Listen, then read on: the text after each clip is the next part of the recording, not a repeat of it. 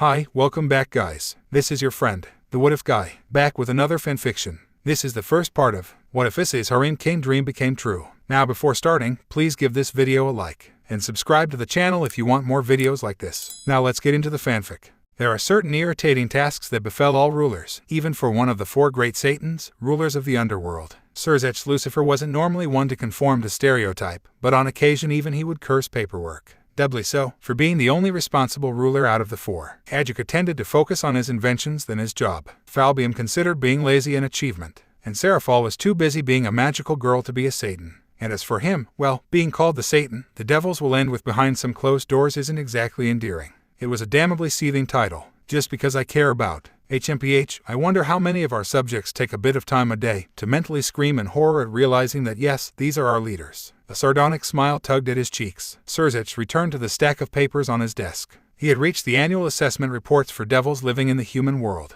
It was a performance monitoring report to show the devils' activities, what they have been up to and how many contracts they made for the year. The reports also helped in the ranking of said devils. With a bit of deliberation, Surzech raised the pile, took the last paper and placed it down. He took a deep breath and read through it. Surzech put down the piece of paper and sighed as he leaned back on his chair to contemplate. A small part of him had hoped that the result for this report would have been different this time. No change, Lord Surzech. Surzech turned to the speaker. The silver-haired woman in the maid outfit was his wife and holder of Queen Peace, Graphia Lucifuge. As always, during his work hours she treated him formally, even if they were alone. He would argue that point with her, but he knew he would lose anyways. He tried before. No, it seems like it's ... as expected, said Surzech as he glances back at the report. The number of encounters with stray devils are also annoyingly high. Yet they were all promptly handled, Graphia said to reassure him. Even so, Surzech gazed far away, lost in an old memory. A part of me wonders if I had made the right decision. Graphia moved to stay by her king. Breaking decorum, she rested her hands on his shoulder. You did, Graphia told him, even she had her kinder moments. You gave your sister the strength to follow her dreams. Yes, he said.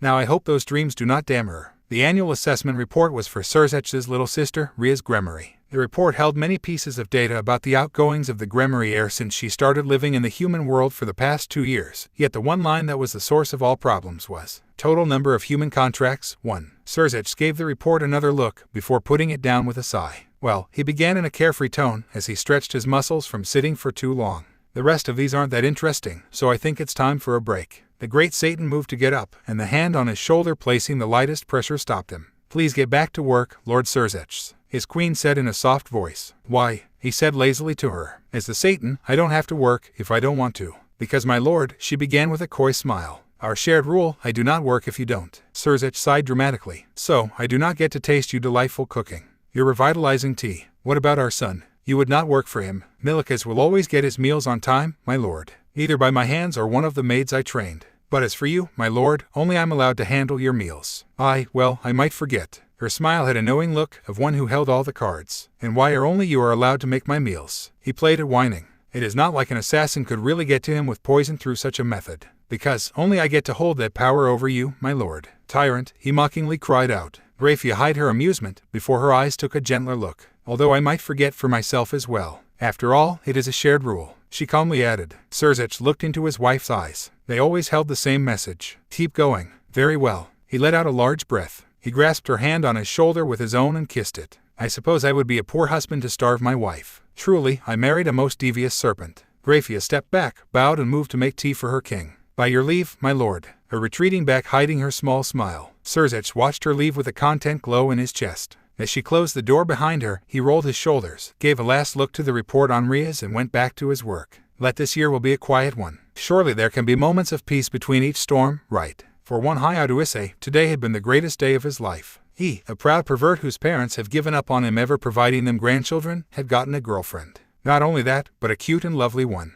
They had just went on their first date together, and Issei had pulled out all the stops. The theme park, movies, lunch, photo booth. The whole 9 yards. It was the perfect date, and it was ending at the perfect spot. At sunset in the Hikari Garden. A great park, in couples spot, that looks near magical at sunrise or sunset. And now this date is about to reach its best moment. He thought excitingly. His girlfriend, the beautiful black silk-haired Amano Yuma, had lead him to the fountain at the center of the park, and made a request. It was the end of the date kiss. Would you die for me? Said Yuma's enchanting voice. Issei could feel his thoughts crashing to a stop. What did you say, Yuma-chan? Surely he heard wrong. Sorry, could you repeat that? I thought you said something silly like, would you die for me? She said again, with a cruel glint entering her eyes.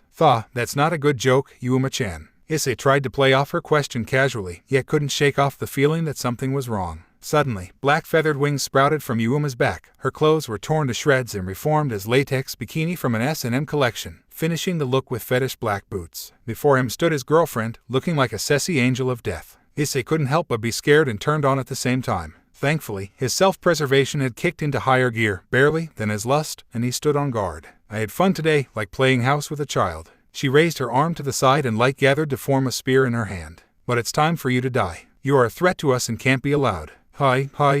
Excuse me, Miss Fallen Angel, but I'll have to ask you to not do that. Suddenly a cheerful voice cut through this dreadful scene. Both Issei and Yuma turned to see a teenage girl, waving at them with a wide smile and twigs in her hair. Actually no, it wasn't her hair, but a blonde wig that hadn't fully hid her red hair, as there were a few scarlet lines still visible. Also small bits of her clothes were torn from running through the bushes. The girl was Ria's BGMI, renowned school idol in Kyoto Academy, president of the mysterious occult research club whose membership is exclusive, and secretly a devil. The girl was known for her aloof and gentle demeanor, and for her habit of keeping her eyes in a closed expression she was known as the Shy Jewel One-sama. While no one had actually seen her eyes, most would say they are probably as pretty as gems. Her closed eyes usually showed her as detached while giving her an odd feeling of tender wisdom from older years. Now, however, her wide smile with her closed eyes made her seem jolly and carefree. In fact, the ways her eyes crinkled at the edges just seemed to add to her devil-may-care look.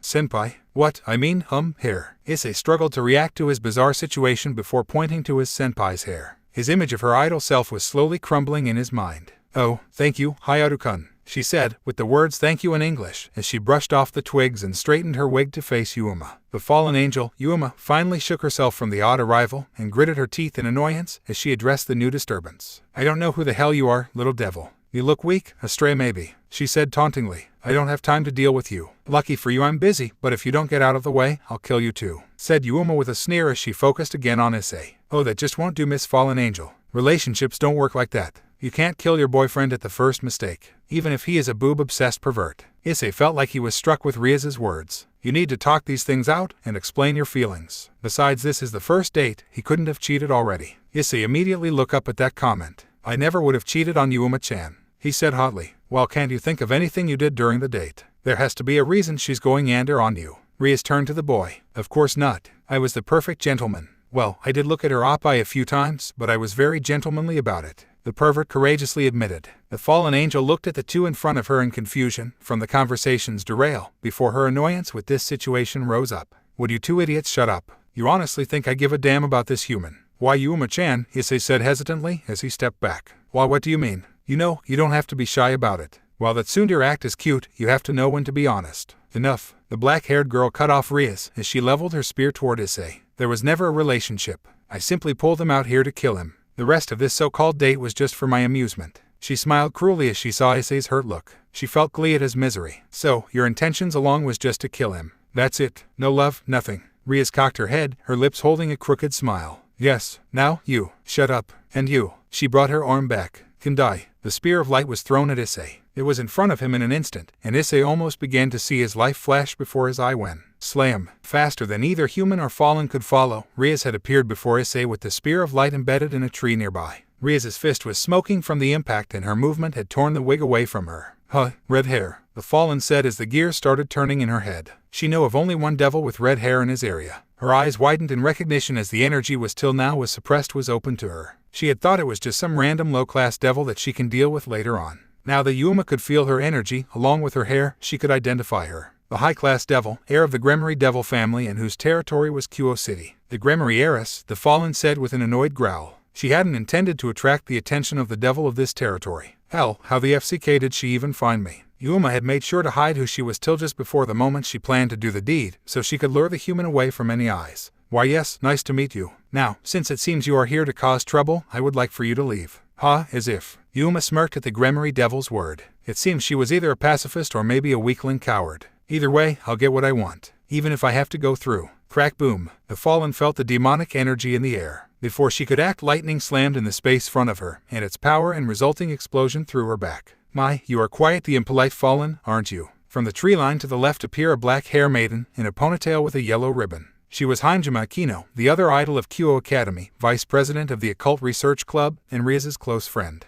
She was also a devil, and one with power over lightning. Usually, her calm nature makes her seem like a Yamato no Chiko, but now her gentle smile was replaced with an annoyed one of someone having to restrain their urge to commit violence. Her eyes held a cruel glint for the fallen as her hands sparked with electricity. Wow, is she really so arrogant that she thought she could beat Ria's one-sama, Nyan? From the tree line to the right, a short petite girl with white hair and cat ears walked out. The cheerful cat girl was Tauju Kaneko, seen by many at Kyo Academy as the school mascot for her sheer adorableness and spunk. Damn it, the fallen angel found herself seething. As much as she wanted to make them pay for getting in her way, she knew she was outmatched. With a sore loser's quip of "I won't forget this," she quickly turned and flew away. Well, it looks like this is over, Akino said as she turned off the magical sparks, relaxed her shoulders, and dusted herself off. Rias, your hand is smoking. And indeed, Rias's hand was still letting out smoke from when she deflected the spear earlier. The Gremory air blew on it, the skin of her hand appearing quite reddened. Honestly, why would you directly parry it without magical coating? Just building resistance, Akino, Rias remarked, continuing to blow on her hand.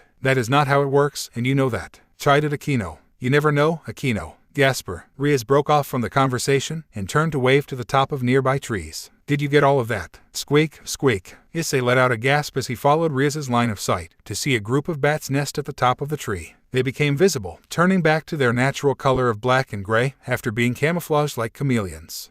Are they holding a video camera? Issei thought incredulously. Yeah, I'm sleepy. Kaneko began rubbing her eyes out. Her downed ears gave her an adorable expression that Issei, in any other time, would have exclaimed Mo. About. Yes, I suppose today has been long. Honestly, 3 strays in one day. That has to be some sort of record. Rias mused as her held her chin. Yes, almost lucky the last one was near here, said Akino as she began to move and check on Kaneko. True, in a way that throws of the theory of this being a core. What is going on? Issei finally shouted, unable to simply surge off or process these random shocking events anymore. What was that with Yuma-chan? Why did she gain stripper, although awesome, clothing and wings? Fallen angels, devils, cat girl. He gestured to Kaneko. Lion, she yawned. Okay, you have to admit, that's adorable, said Rias. True, Issei nodded sagely, but again, what's going on? Why did Yuma-chan change? Why were you wearing a wig? He shouted, at his wits' ends. It was on sale, Rias said quickly as she went and took back the down wig in her hands. Besides, you never know when you might need a good wig. Like when? Like for example when I need.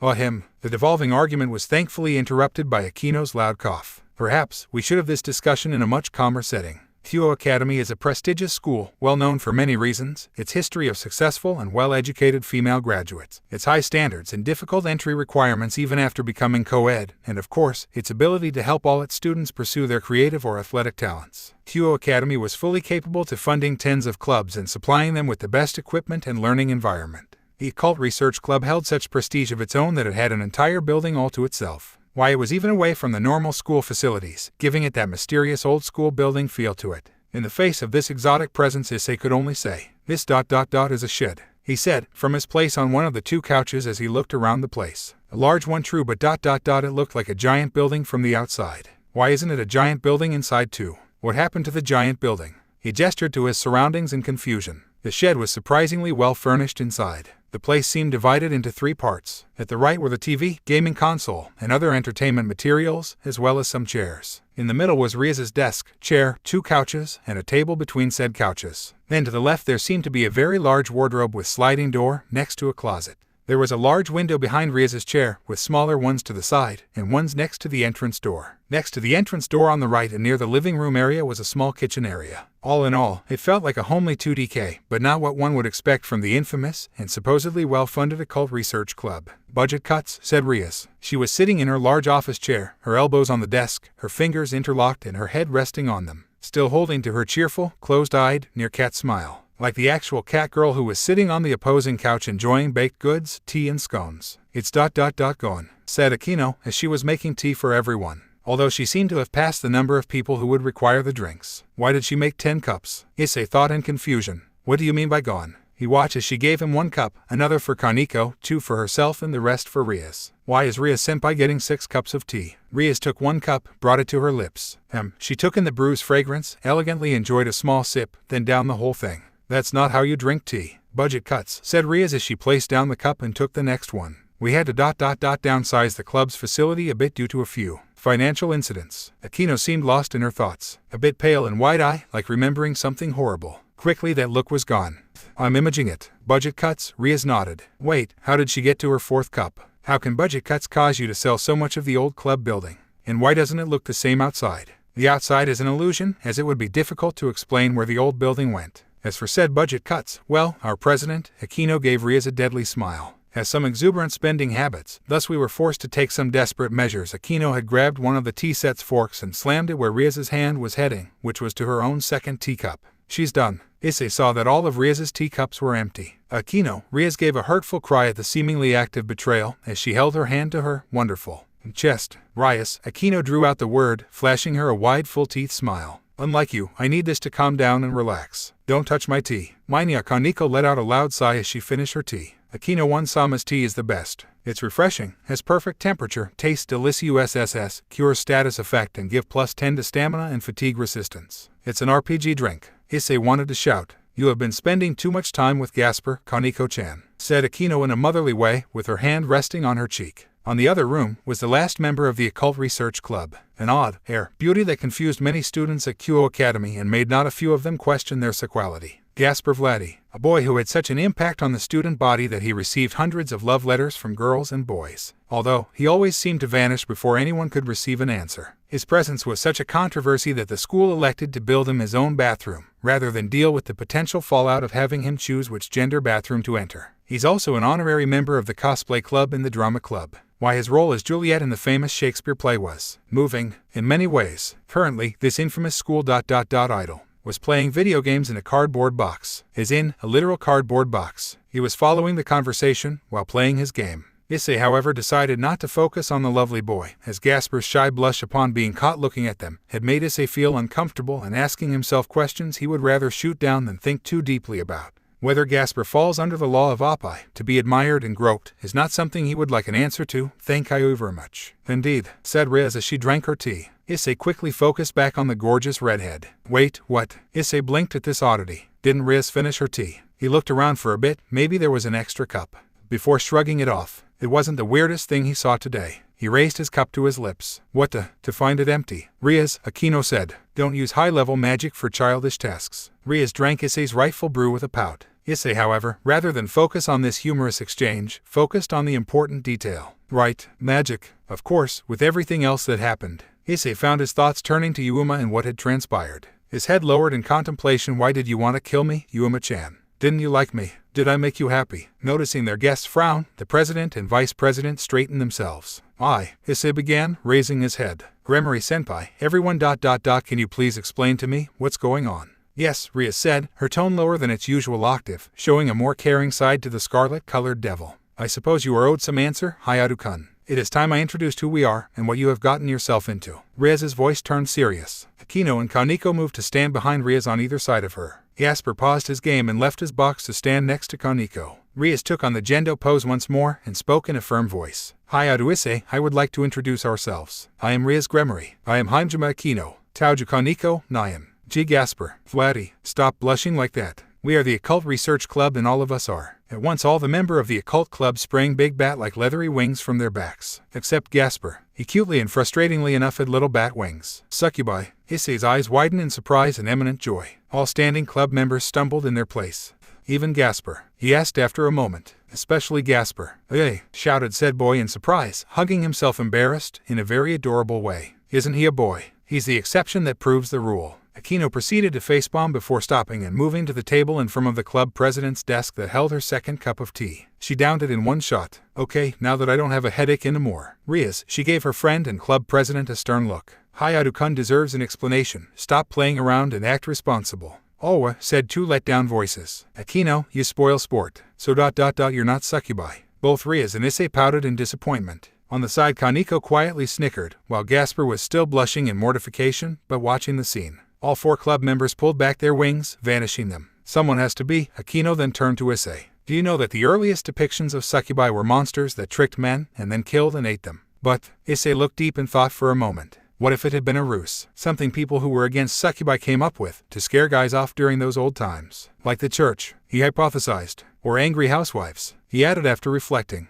The group was quiet in impressed surprise. Who would have thought Issei could have been this insightful? Or maybe that was because the subject has to do with alluring buxom women. Riaz pointed at Issei as she looked at Aquino. He's a genius, her voice was calm and sagely. Isn't it because he's a pervert, Nyan? Issei wasn't sure whether to wince or to dawa at her cuteness. Or maybe he's a genius in perversion. Hey, Gasper said, joining the conversation. His voice held an allure that almost made Issei believe him being a succubus, regardless of what Aquino said. You can be a genius in being a pervert. Well, dear Gasper, I believe. We are not getting off topic again. Aknuo Rias pouted. She looked straight at her vice president, trying to weaken her anti-fun aura through sheer persistent grumpy adorableness. Sadly, Aquino was an expert in her friend's tactics, and thus Rias was forced to be responsible.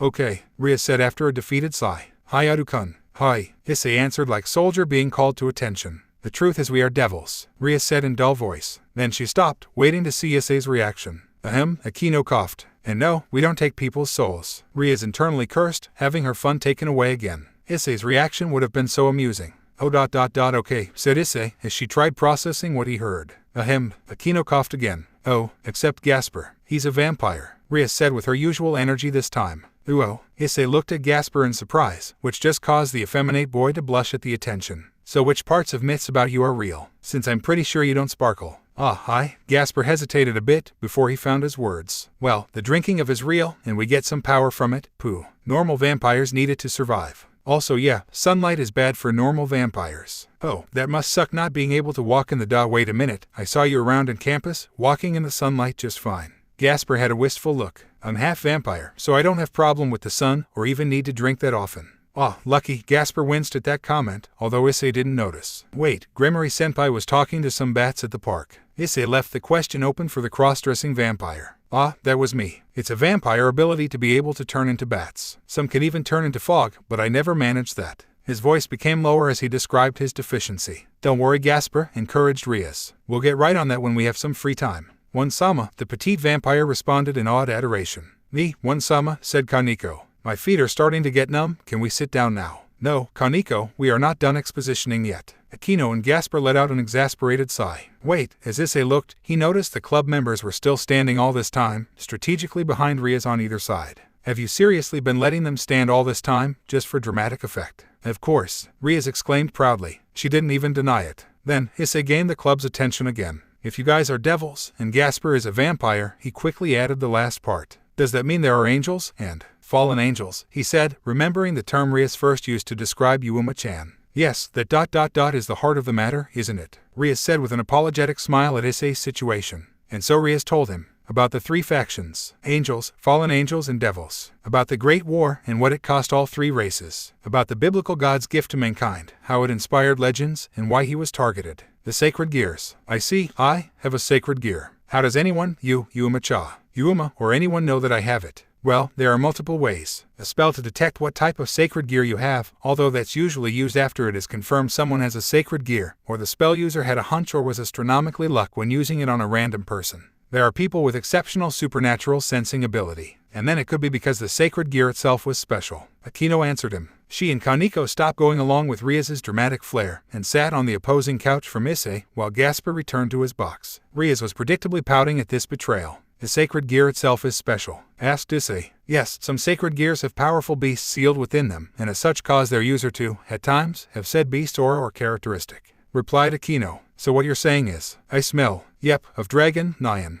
I see. All of this happened because I smell. Yes, Issei. Issei looked at Rias, feeling that she might oddly have an inkling of his thoughts. If you don't take showers daily, you will. It is not something that normal people can smell, Issei. Aquino cut her off. It is something that a person with supernatural senses can feel about you. Even then, that fallen needed to be close in order to confirm if the aura of a dragon was coming from you or not. I see. Thank God, that's one thing not to worry about. I made sure to shower this morning. If you want to remove the smell, I personally suggest. Rias, Aquino drew out her friend's name, like a mother scolding a child. So, Issei tried to drive the conversation away from Rias and Aquino arguing. Also because he was getting excited at the idea that he might have superpowers. How do I use this sacred gear? Is there a special method? Do I meditate? Alright, Rias stood up with enthusiasm and a large grin. Here is what you do. Rias, Aquino warned her from mischief. This is going to be the most difficult thing you do in your life. And Rias promptly ignored her. Issei found himself standing up facing Rias, matching her energy. Yes, ma'am. Aquino sighed, knowing that there are times even she can't contain Rias's antics. Kaneko and Gasper looked on in excited amusement and curiosity respectively. Tell me, Hayado Issei, what is your passion? Rias asked with a voice that promised glory. Oppai, Issei unashamedly replied with determination.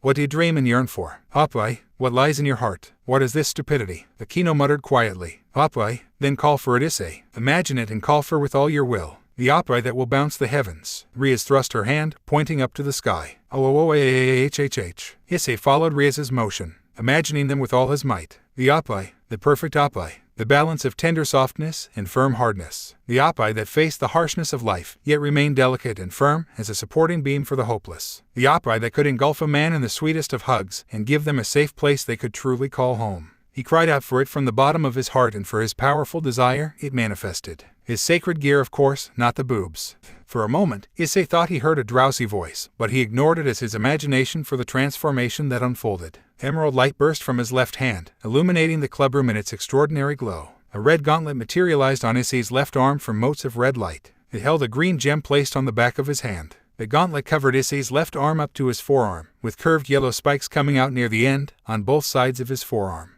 Whoa, is that what being manly is like? Jasper muttered in awed speculation. Nyahaha, that's the dumbest power awakening ever. Kaneko clutched her sides in laughter while kicking her legs in the air. Is that? Akino lowered her face into her hand. I really wonder what the past boosted gear users would think if they could see this right now. Akino Rias shouted with a whiny scowl. I'm the one doing the dramatic announcements around here. And with it she turned to face Issei with a surprised look on her face. Impossible. Is it truly? The sacred gear spoken of in legend. One of the 13 Longinus, the boosted gear, Issei said with a smile. The room grew quiet. Jasper stared on attentively. Kaneko covered her snickers, and Akino held a small smile. Rias had a deep frown. That smile made her look like a grumpy cat. She raised her hand one digit up. 1. You get 1 unpleasantness point for stealing my moment. Gain 3 and it means war. Issei could feel the capitalization of the word. Rias promptly went to her chair and sat down grumbling. Issei looked around for help. Kaneko simply looked on in amusement. Jasper just kept watch, and Akino was apparently giving him a thumbs up. He found himself smiling a bit. He didn't mean to interrupt Rias, although admittedly her pouty face was cute. Akino coughed, gaining his attention again. Anyways, allow me to explain what that sacred gear you have is. It is called boosted gear. It allows the user to double their power indefinitely every 10 seconds as long as their body can handle that power. It is one of the 13 Longinus tools that have the power to even slay gods when mastered. I believe it's also said to have the spirit of a famous dragon housed within it. No wonder the fallen angels viewed you as a threat. I see. Issei looked at his left hand, examining the gauntlet in detail. Suddenly it occurred to him that he can just walk around with it. How do I turn it off? Make this thing go away. Just think of it as returning to your body or disappearing. Is it that simple? With just a bit of concentration, like finding a button at the back of his mind, he mentally clicked it, and the sacred gear dispersed into light and disappeared, returning to where it previously resided. Talk about user-friendly, he muttered. He then turned to Akino as another intrigue that dawned on him. So, they knew I had this boosted gear and wanted to take me out. I would say they probably thought you had a potentially strong sacred gear, but not a Longinus. Otherwise they wouldn't have deployed only one fallen angel to kill you, as they would have wanted to make sure to not leave a body for any devil that chanced to find and revive you. Revive? Issei's jaw dropped in surprise at this new knowledge. Devils can bring back someone from death. Rias, Akino looked to her president, as it was her responsibility to explain this part. She kept staring at Rias unrelenting. Rias at first was ignoring the conversation and looking to the side. The stare kept pounding at her, until Rias found herself looking back at Akino, who continued her stare unflinchingly. Oh, okay, Rias finally said after finding herself beginning to sweat. Fine then, Hayatu Issei, allow me to tell you about the Devil's Peerage. She told him how the devils developed a method to repopulate their numbers, the evil piece and how they worked, and most importantly how they worked in relation to reviving someone. So you can bring back someone from the dead, but only if they died recently. That's ... wow, that pretty amazing. Even with a time limit, giving someone a second chance like that awesome. Also, Issei gained a wide perverted grin. It's like having your own personal harem. Rias had a grin. She opened her mouth. Make that joke and you will have no tea for a week. Rias closed her mouth with a whine. Issei found himself chuckling at the exchange, and then quieted down to gather his thoughts. Today had been really long. It was a roller coaster of the most bizarre events of his life. His girlfriend tried to kill him. He discovered that the supernatural was real, and that he had a legendary item that in game terms would be the most hacks and unfair thing ever. At this point he couldn't help but think, what do I do now? Well, Issei looked up to see Rias answering him. It looks like he said that last thought out loud. I would say you earned a good night's sleep. You look like you need it. Kaneko-chan, please escort Hayatu-kun back to his home, and take care of any bugger that bothers you guys. Rias surprisingly had a kind understanding look to her, rather than her goofy carefree one. Issei looked at the windows behind Rias to see that the sky had become dark already. I didn't even notice the club room's lights turn on. Also, Akino moved and brought out some paper strips from her pocket. Kaneko, put these around Hayatu-kun's house. She handed Kaneko the paper strips and then turned to Issei. They will form a protective barrier against anyone with ill intentions toward you or your family. It wouldn't hold them forever, but it will send us a warning signal of an attack and buy you more than enough time for us to arrive and help. I see, Issei gulped at the news. Will my house or my parents be attacked? The fallen angels wouldn't want too much attention put on their actions, so they will mostly focus on you. Also, with that Yuma girl's failure, they aren't likely to attack you anytime soon, seeing how we responded the first time. Oh, Issei released a sigh of relief. That's good to know. Thank you for everything. Gremory-senpai, everyone. He bowed to all the club members in turn. Devils are really different from what I would have expected from the stories. He scratched the back of his head with a sheepish smile. Again, thank you for everything, he bowed once more. Hayato-kun. Issei raised his head as the red-haired devil addressed him. You can just call me by my first name, since I hope we'll be friends from now on, said Rias with a wide smile. Same here, Hayato-kun, added Akino with a gentle smile of her own. Issei turned to the quiet member of the group. Same here, senpai. Would you please stop being so cute? I see. Issei found himself blushing at being accepted by two hotties and Gasper. You can all me Issei then, although my friends call me Eyes. Very well, Issei-kun. Get home safe. Bye-bye. Well then, Kaneko began headed to the door. Let's get you home, Nyan, she said with a fist pump in the air. So, Kaneko-ch, not a chance pervert. It's Kaneko-san or Sama, Nyahaha. Kaneko opened the door. Ugh, Issei felt like he was physically hit by her rejection. Fine, Kaneko-san. I prefer Sama. Kaneko stuck her tongue out at him. Sama. That discussion continued for a while long after Issei closed the clubroom door and left with Kaneko. A Longinus wielder, of all the things, Akino contemplated on where this development will lead. Gasper, Ria's now focused on the young vampire. Do you have the footage? Yes. Gasper retrieved the camera from his box and brought it to the redhead. I made sure to get everything clearly and with good audio quality. Rias opened the side screen of the video camera and played the scene in the forest. Enough. There was never a relationship. I simply pulled him out here to kill him. The rest of this so-called date was just for my amusement. So, your intentions along was just to kill him. That's it. No love, nothing. Yes. Now, you. Shut up. And you. Can die. Ria stopped the video and closed the screen with a smile. Great. Now Akino makes several copies of that. Gasper, you did great today. Thank you again for helping. It's nothing, senpai. Gasper blushed at the praise, but still gave an appreciative smile. It's fun. Other than training or games, I feel like I'm not doing enough stuff, he said, looking down. Gasper, he looked up to see Rias had moved from her seat and was standing in front of him, hands on her hip, bent down to meet his eyes. Then she ruffled his hair. Senpai. He deflected her hand, unable to hide the hint of a smile. No frowning in this club room. She stood back up, hand crossed with confidence brimming from her. You don't need to do anything, Gasper. Just being a friend is enough. You already helped me out a lot, and when the time comes that you feel ready to return. Her tone became gentler. Then we'll go with you and back you up just the same. Thanks, senpai. Gasper couldn't help beaming.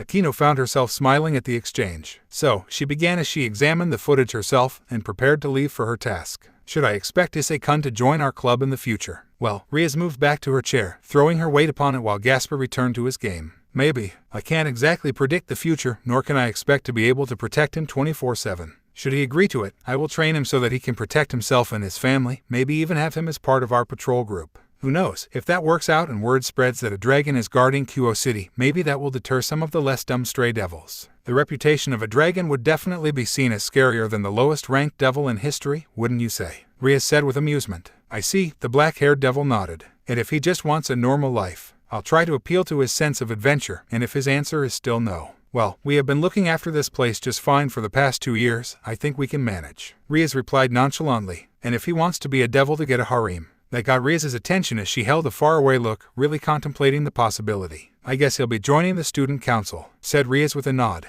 Akino held a melancholic expression. Rias, having the wielder of the boosted gear as part of your peerage will definitely. Principles. Rias sharply cut off her friend. Are called that because we don't get to drop them whenever they become inconvenient to us, Akino. I'm not going to change my policy on recruiting, even if it's the Red Dragon Emperor. Akino slumped her shoulders and let out a sigh, having already expected Rias's answer. All right then, I'll go and make copies of this. Akino held up the video camera. What about you? What are your plans?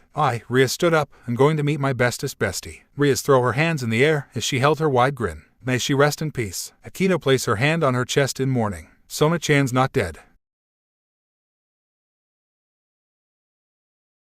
HMPH, Rias pouted and crossed her arms. You're my queen, stop teasing me and being a general killjoy. Are you going to act like a grown-up anytime soon? Never. Well, there's your answer. Akino turned on her heels and began to walk away. Oh, by the way, we are almost out of tea leaves. Thought you should know before we actually run out, she said as she closed the door behind her. HMPH, I'll get her back for that. Riaz muttered before she turned to the effeminate sucker. Gasper, I'm going to Sona-chan's, wanna come with? Tomo-chan might be there. The young vampire thought about it for a while before he shook his head. No, I'll wait for Kaneko-chan. We had a few quests to finish together. Hey, Riaz gasped in surprise.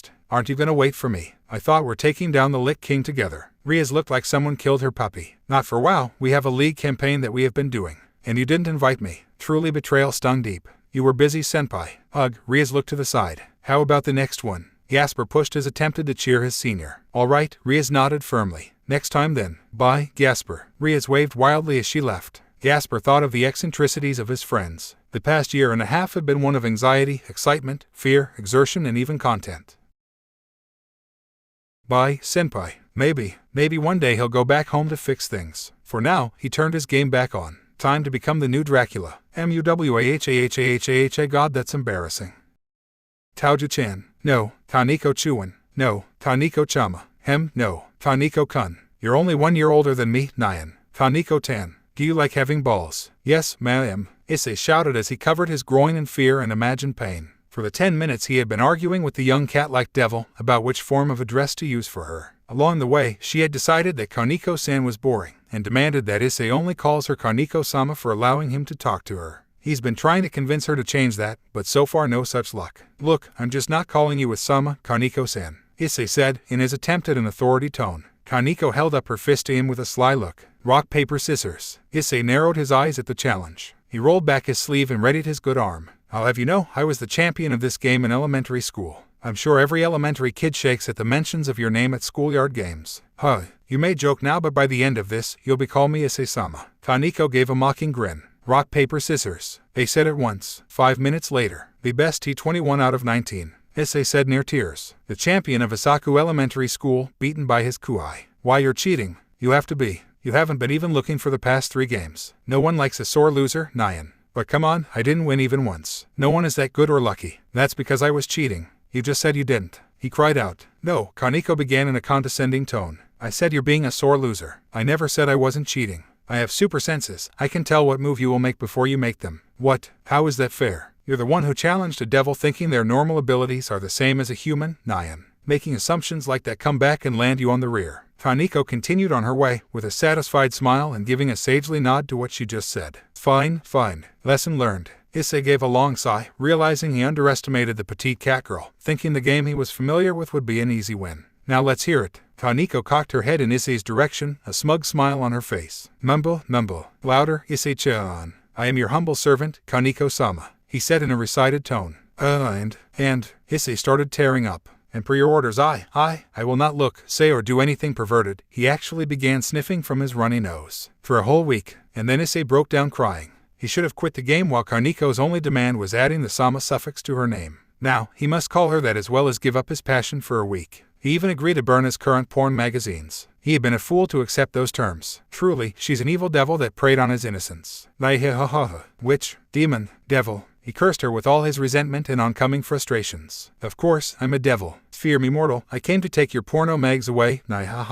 D-A-A-M-N-Y-O-O-U. Issei shouted to the heavens. Tear ran down his face at the injustice of the world. Why did this happen to me? Why do my beloved Oppai have to be stolen from me? Why must this suffering be allowed? Grandfather in heaven, I despair, for Oppai have failed me. God is dead. God is dead. Taoju Kaneko, Issei pointed with loathly at his new nemesis. Know that you will pay for today's transgressions. My porn will be avenged, you hear me? Avenged? Would you shut up, you weird-ass kid? The owner of a nearby apartment shouted at them. Issei, red-faced, quickly took Kaneko's hand and ran on their way. Later on, as the duo entered Issei's neighborhood and headed toward his home, found his curiosity springing up again. So, what's being a devil like? If there is no soul-sucking or anything like that, and you go to school, and probably get a job after graduation, is there a difference between that and normal humans?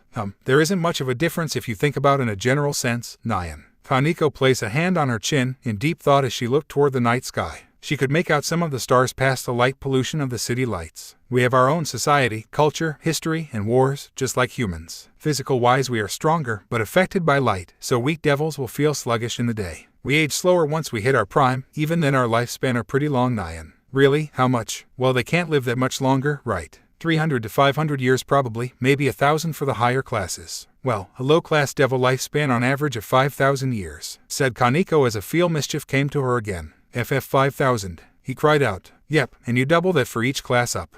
How many classes are there? Issei asked with odd curiosity. Well, you can ask one Sama about the titles and jobs of each class. There are low-class devils, mid-class devil, high-class devils, and finally ultimate-class devils. But, for some reason Issei began to feel dread from the look in Kaniko's eyes. You shouldn't let looks fool you. Some high-class devils can use their powers to change their appearance, so no matter how old they are, they can look as young as they like. Issei stopped in his tracks. His eyes widened as realization set in. Issei, Kaniko chr, Sama. Which class is Ria's simp? High-class devil. Can't be able to have your own peerage without it. Her grin was now full-blown. Oh, and how old? Kaniko kept her grin and continued walking. Hey, Kaniko-sama. Beautiful, lovely and awesome Kaniko-sama, what is it? How old is senpai? Issei pleaded. Nai-ha-ha-ha. Kaniko started shaking in mirth from Issei's reactions. Are the oppai real or not? Issei cried out, desperate for the truth. Hey-ha-ha-ha. She guffawed in laughter. It started as buzz, like a fly coming toward you from far away, and you are not sure if it's here yet or not.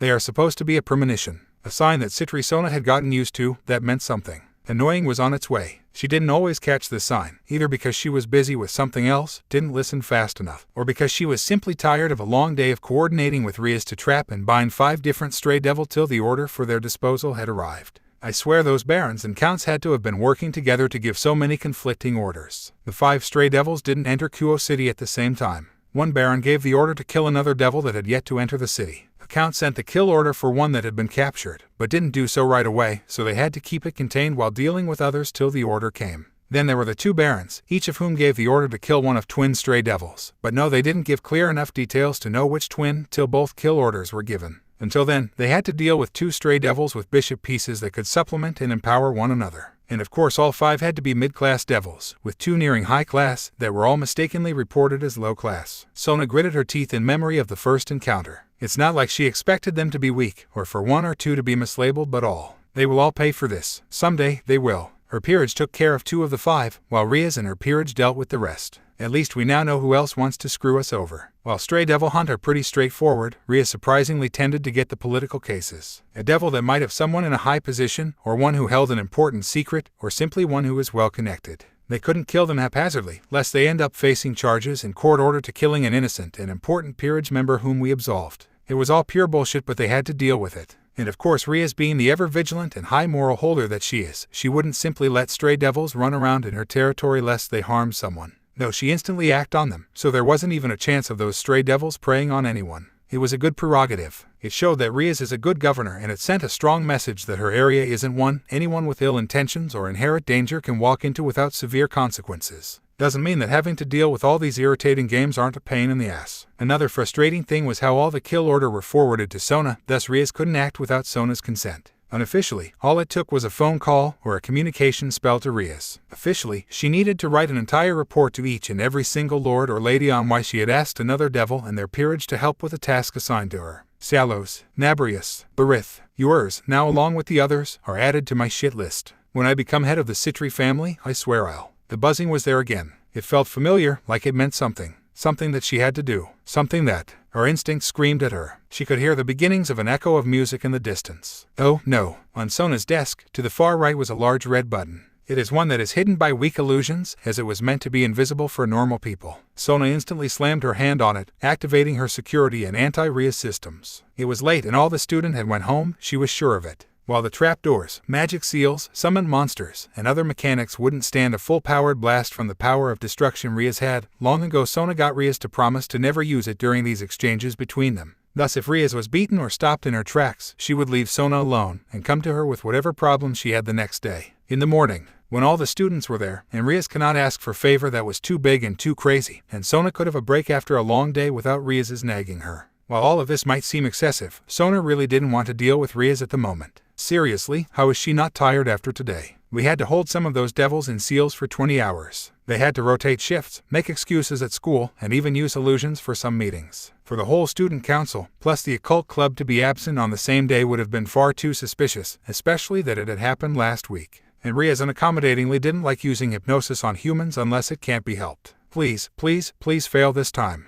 I know the security system isn't completely fixed from last time, but please fail. I need some peace and quiet, and to finish these reports, so they would be handed by morning. The music was actually becoming more audible now. Words couldn't be distinguished, but it was clear that something was playing. Also, explosions started sounding out in the distance. Sona looked at the panel in front of her to see where Rias had reached and what systems were active. She looked up the magic gate in front outside of her office door. She could divert all the power to it, but Rias would then just speed past everything, since nothing would stall her. But if she kept the systems up, the door would take too long to close, and power was being drained for those security systems. Damn it, why did I give my peerage the day off? Oh yeah, they were all exhausted, on their last leg, and this was Saji's first stray devil hunt, and he needs to adjust to how difficult and dangerous it is. Rias had made it quarter of the way through. Sona was tired. She honestly wanted to sleep. Rias would just nag or throw something at her with her endless energy, and try to bring her into whatever shenanigans that would last all day that she simply can't deal with right now. Sona took manual control of the security systems. She started directing the attack, using feints and delays to throw Rias off while the magic gate started to go down.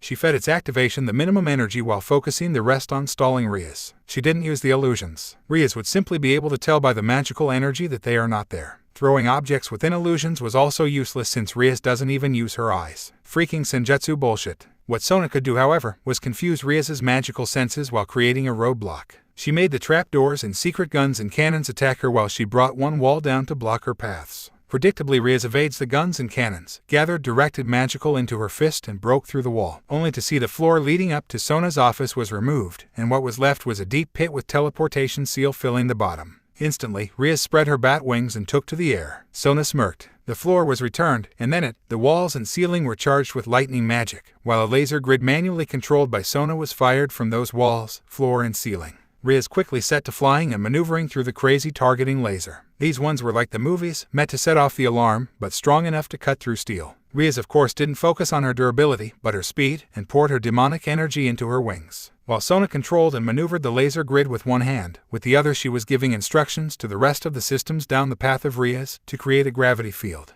She needed to stall Rias with the laser grid till it was finished. Gravity field completion, 30%. Rias flew, twisted, backtracked, and speed in all direction to make it through the laser grid. Gravity field completion, 53%. Rias had made it quarter of the way down before she instantly stopped in midair. All the lasers pointed to her before Sona realized her mistake. Shit. Rias forced all her demonic energy to move to the side, and through a narrow opening in the lasers from where they were hitting. However, she wasn't unharmed. Some of the laser torn through her bits of her clothes, one went through her, nicked her arm, and one went through her hair, lighting it on fire. Gravity field completion, 78%. Come on, Sona shouted urgently. Come on, come on, come on, come on. Rias made it halfway through the laser grid. The music was louder. Gravity field completion, 97%. Good enough. Sona quickly dropped a wall at the end of the laser grid and turned it off, diverting its power to the magic gate. Rias instantly crossed that space, reached the wall with a wide grin and her fist ready. Pow! She tore right through the wall and Sona's office was in sight with a gate lit with many seals slowly coming down. Too bad, Sona-chan.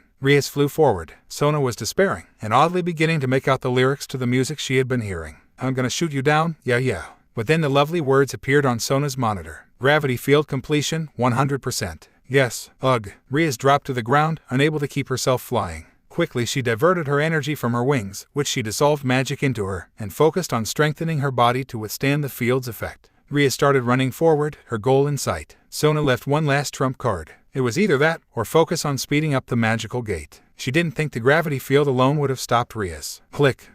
Rias looked down on what she stepped on. The gravity field was also filled with randomly moving mines. Boom. Sona sat back and let herself sink into her chair. She did everything she could. There was nothing else to do. The music grew closer and so did the explosions. I'm gonna get you down, down, down, down, down. Shoot you, shoot you, shoot you, shoot you down. Shoot you, shoot you, shoot you down. I'm gonna shoot to thrill. The last defense, the remade and improved magic gate, was halfway down. Its mechanisms were slow from the last time it was broken. Damn it, why did the magic gate take so long to repair? It wasn't even repaired right. Damn it, damn it, damn it. The music got louder. Play to kill. The magic gate was almost closed. Yes, she didn't make. Sona's elated thoughts were broken as the door to her office were blasted open by a magic force, and just before the magic gate could close down, Rias burst into the room with a power slide, and stopped with her hands pointing in the air and her head down. Shoot. 2. THRIIILL. Rias brought her hand down, holding an air guitar, and throwing her hand down at the last note. Thank you, thank you. She raised her head, shouting her gratitude to the masses. The sound of people wooing was actually heard in the background. Sona simply let herself stay sunk in her chair. She lost her peace and quiet. Again, she looked at Rias to see that bits of her clothes were ripped and stained, along with a cut on her arm that was starting to heal. Oh, and her hair was on fire. It was a consolation at least. Rias, your hair's on fire, Sona said in a calm manner and not in any way trying to rub it in.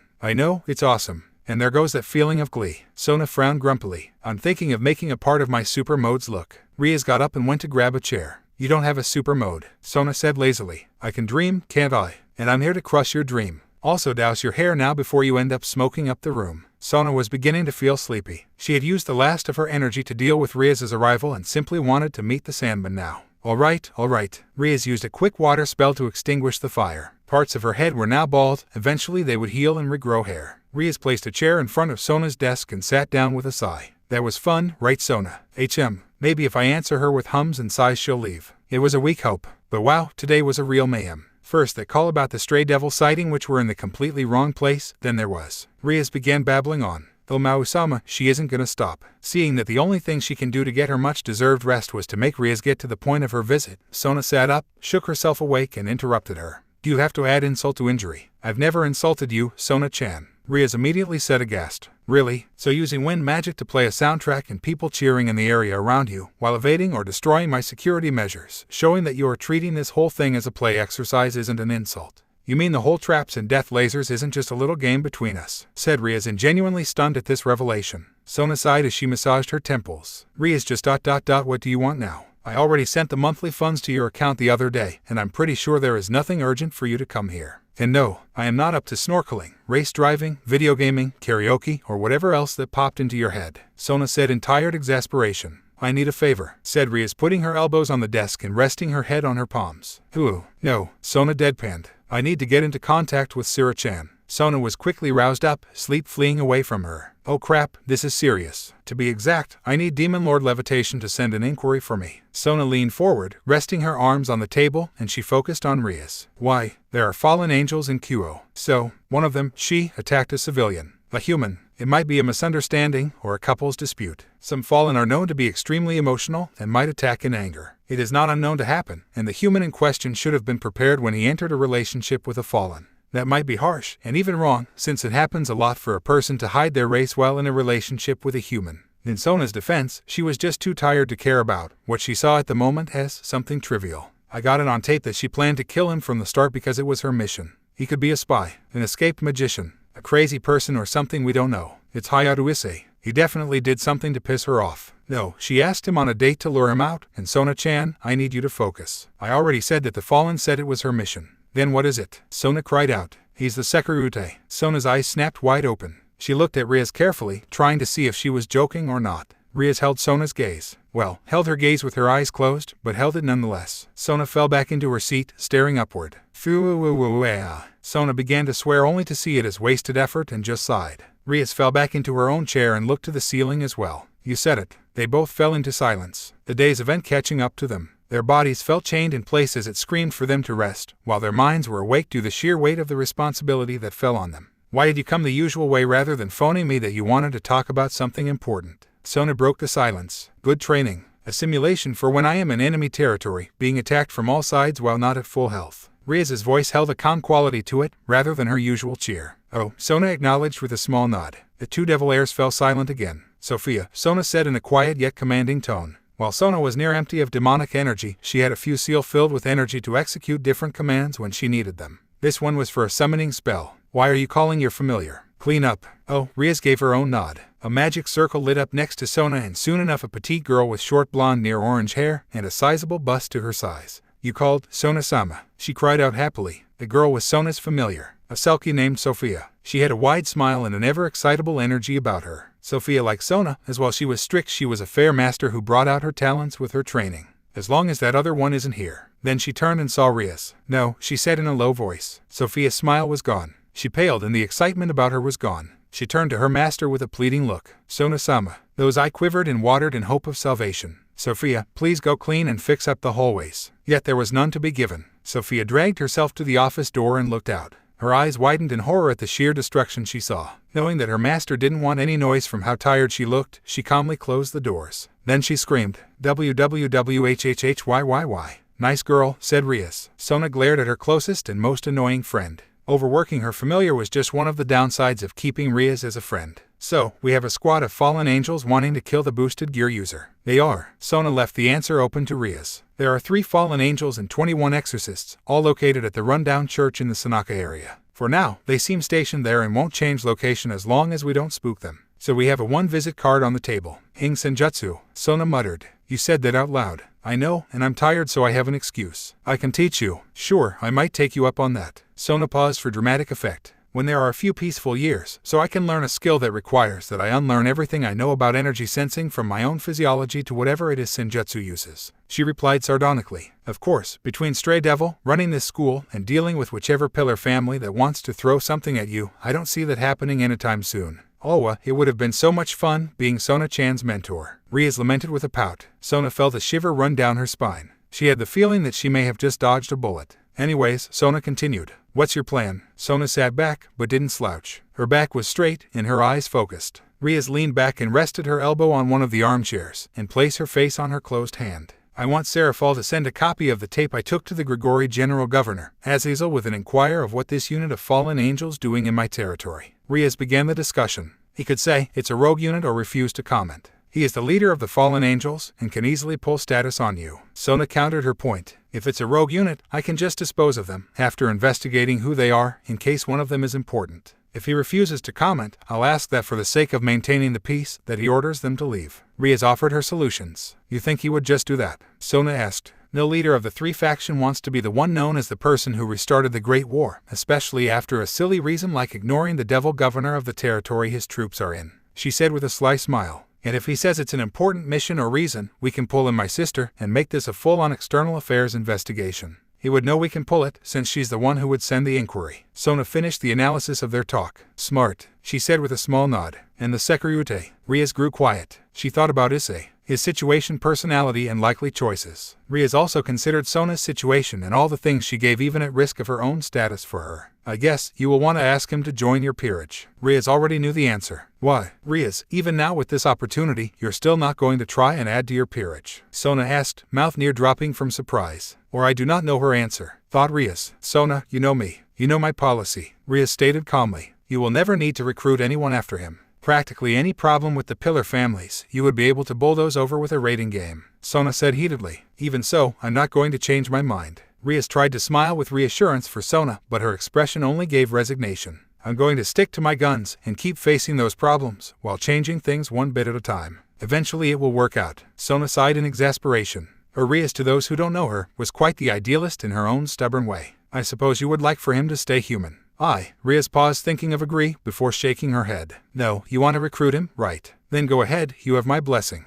He would help you a lot once you became head of the Citri. You sound sure that I'm going to succeed, Sona said with a slight attempt at sound smug, but unable to put the energy into it. More like I have faith in Issei-sen's nature, Rias said with a chuckles. Just one thing, after everything is done, and you say whatever you're going to say to him. Give him a day. Just one day to think it over. Sona was quiet, looking at Rias intently. She wasn't sure which outcome Rias was hoping for Issei to stay human or for her to gain a powerful ally. I would say she herself isn't sure. But even so, for her friend, she can accept such a small condition. So, after I threw in my speech, my presentations, and completely bedazzle him, you want me to give him the chance to hesitate, doubt, and think of reasons to say no. Sona paused. Sadly, she knew Rias wouldn't grow nervous from their exchange. Sure, she gave a nod. Besides, my peerage would be unbalanced with him around. Not to mention how much he'll probably argue with Saji. Thank you, Sona-chan. Rias gave a grateful soft smile. You know, you should smile like that more often. Sona found herself smiling in turn. Please, Rias said dismissively. This is my winning smile. Her energetic grin was back. Suddenly the place shook, and the sound of rocks breaking and falling could be heard.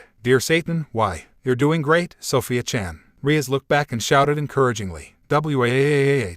Sophia's wails were heard in the background. See Sona-chan, Rias turned back to Sona. A kind word can do a lot. Sona was slowly shaking her head at this hypocrisy. Anyways, Sona promised in her heart to make it up to Sophia later on. Do you have a copy of that tape? Akino is bringing it in, she should be arriving soon. Alright, in the meantime, I've got reports to finish. Sona gathered up the papers in front of her and got to work. She heard the screeching of a chair being dragged. She looked up to see Rias doing so and bring the chair next to her. What are you doing? Sona asked with a raised eyebrow. Helping. I know how to do these reports with my eyes closed. Well, technically Rias began a joke only to be cut off by her friend. I get it. Sona gave a deadpan nod. So, since you had such a rough day, how about you take it easy for now and let me handle it? Rias took some of the papers and began to rearrange them so she could start. Sona was tempted. really tempted, but this was her responsibility and she should throw it someone else for convenience. No, she shook her head. I'm the one who has to write the report. Unlike you, I don't like to delegate, as I give each person their assigned task. This one is for me. She moved and took back the paperwork. Seeing her friend's unchanged stance of not wanting to let someone else carry her duties, Riaz helped in another way. The redhead devil placed her hand on Sona's shoulder and concentrated. Sona began to slowly feel losing her fatigue and regaining its strength. Not much but enough to do a menial task like paperwork without any trouble. Looking at Riaz, she realized what she was doing. Senjutsu. Riaz, what are you doing? Sona already knew the answer. Sona, Riaz stopped and looked directly at the citriere, as this skill was one she couldn't multitask in, even for something simple as talking. Kai sharing was a senjutsu skill she had a hard time with. She couldn't use it without absolute concentration. She can't do any other task while using it, and it restored only a little energy to the recipient. We're friends, I'm helping you out. I can't do much with the Kai sharing skill, but for something this small, it should help. With it she returned to her task. Sona remembering the times she had to help Riaz out in somewhat similar situations, where the Gremory Wild Devil was tired but insisted on finishing a certain task. Sona gave a small nod, conceding to Riaz's point. Grumbling simply for the sake of it at the moment, she nodded and got back to work. Sona would have been angry at Riaz had she taken the papers from her or tried to do some of them. Even if it wasn't true, it would have insinuated that she needed to be carried or cuddled, not strong enough to finish her responsibilities on her. Yet, Riaz understood that and helped in another way. It was a small stubbornness, a childish pride in wanting strength next to one who already had so much of it.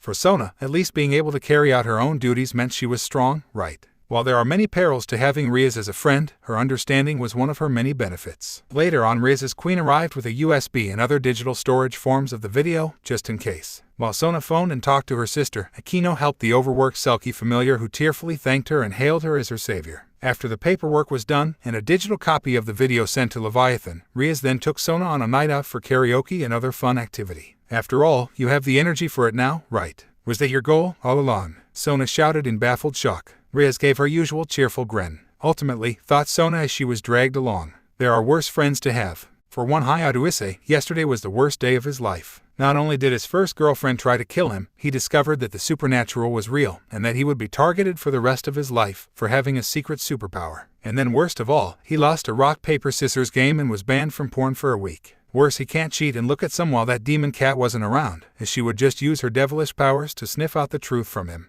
And then there was the punishment. Oh, and Issei-chan. Kaneko stopped on her way to leave and looked back at Issei, still kneeling in tears over the pile of ash that used to be his porn books. What now? Kaneko-sama. Just a reminder that you don't break the rules during this week. Because if you did, I would know, and then there would be punishment. Kaneko waved a finger playfully on the last word. PP punishment. He didn't even want to imagine what her deviant mind would come up with. Yep. You know how Gasper still isn't used to large crowds, can only talk to small groups and tends to just disappear when too many people are around.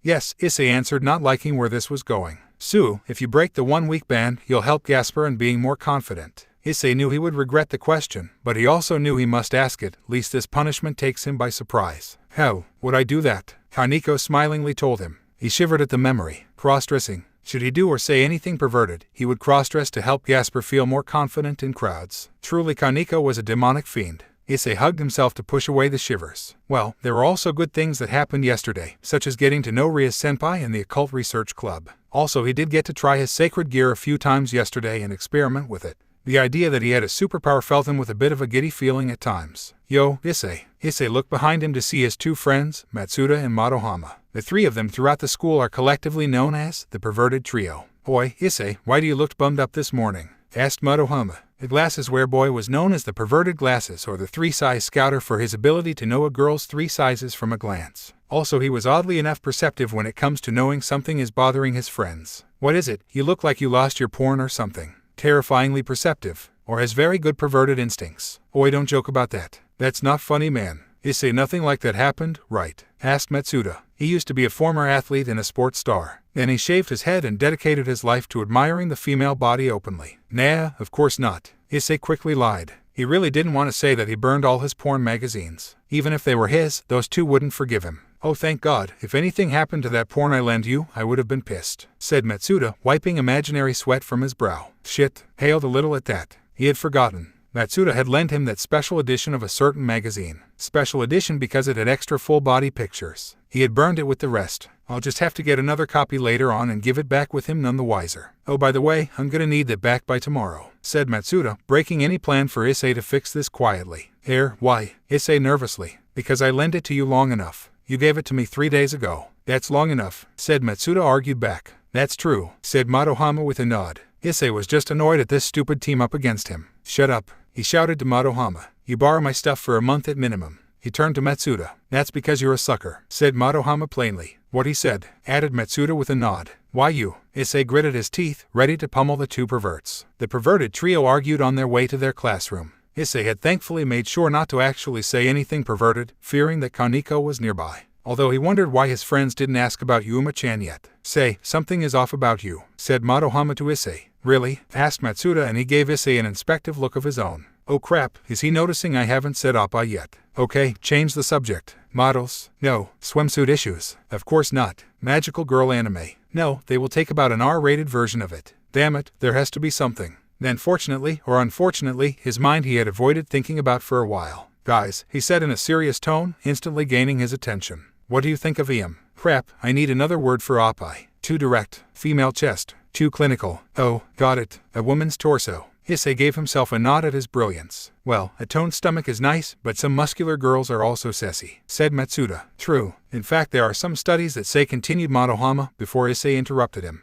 No, I meant upper torso, said Issei. Issei, why are you not saying your favorite word? Asked Matsuda slowly. And you have been acting strangely all morning. Are you really Issei, or are you some alien body snatcher that took his form and came to take your women? Madohama suddenly shouted. That's the hentai we watched last week, you idiot. Issei shouted. He internally panicked. He needed to say something that would get them off his back and not make a scene. Look, something just came to me and I couldn't stop thinking about it. The two perverts listened intently. What do you guys think of ... old ones and fake ones? Issei hoped that was safe enough. You mean old S and implants? Asked Madohama. Yua, saggy S are gross, man. Did you discover some kind of weird fetish? Said Matsuda with an exaggerated look. What brought this on? Asked Madohama. Well, I guess I was wondering if they are things to also be admired or despised. As a lover of all things, spherical good save, I need to find the answer to this life-defining question. Issei said, a closed hand held up, like a leader giving a motivational speech. That is important, said Madohama thinking deeply. Blah, Matsuda shouted in disgust.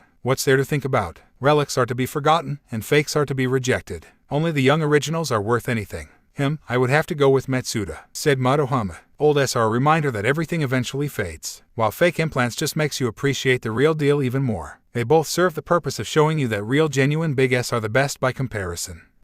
What naive notions. The trio winced as they turned to the new voice that filled them with annoyance and dread. It was Kuryueka, another well-known pervert in Kyo Academy, who is a girl. One would think that having a girl as perverted as the trio would result in a close depraved douchebaggery of a friendship. It wasn't. It was uncomfortable, awkward, and humiliating. Mostly for the perverted trio. Eika was just that freaky for them. Why you, Kuryueka, get out of here. This is a discussion between men, cried out Matsuda. Yes, if you keep I'll rape you in my mind, shouted Madohama trying to appear brave. Oh really? So you imagine doing beep beep beep with a beep beep and beep beep beep as well as beep. For God's sake stop. Issei found himself shouting. He looked on to see that his friends disappeared from his view. No, that wasn't right, they were hiding behind him. The rest of the class simply looked on in horror and awe at how two of the perverted trio were frightened into retreating. Cowards, thought Issei, only nearly shriek as he found Eika in his personal space. Now, you were saying if saggy ass and fake are to be admired or despised, right? Eika asked with that scary grin of hers. Technically it was just a perverted grin, but for the trio it was, well, Issei wouldn't say devilish since he met actual devils, like that of a horror movie monster. Female perverts are definitely not what the trio had envisioned when they met Eika. She can use the trio's ammo against them. Truly female perverts are to be feared.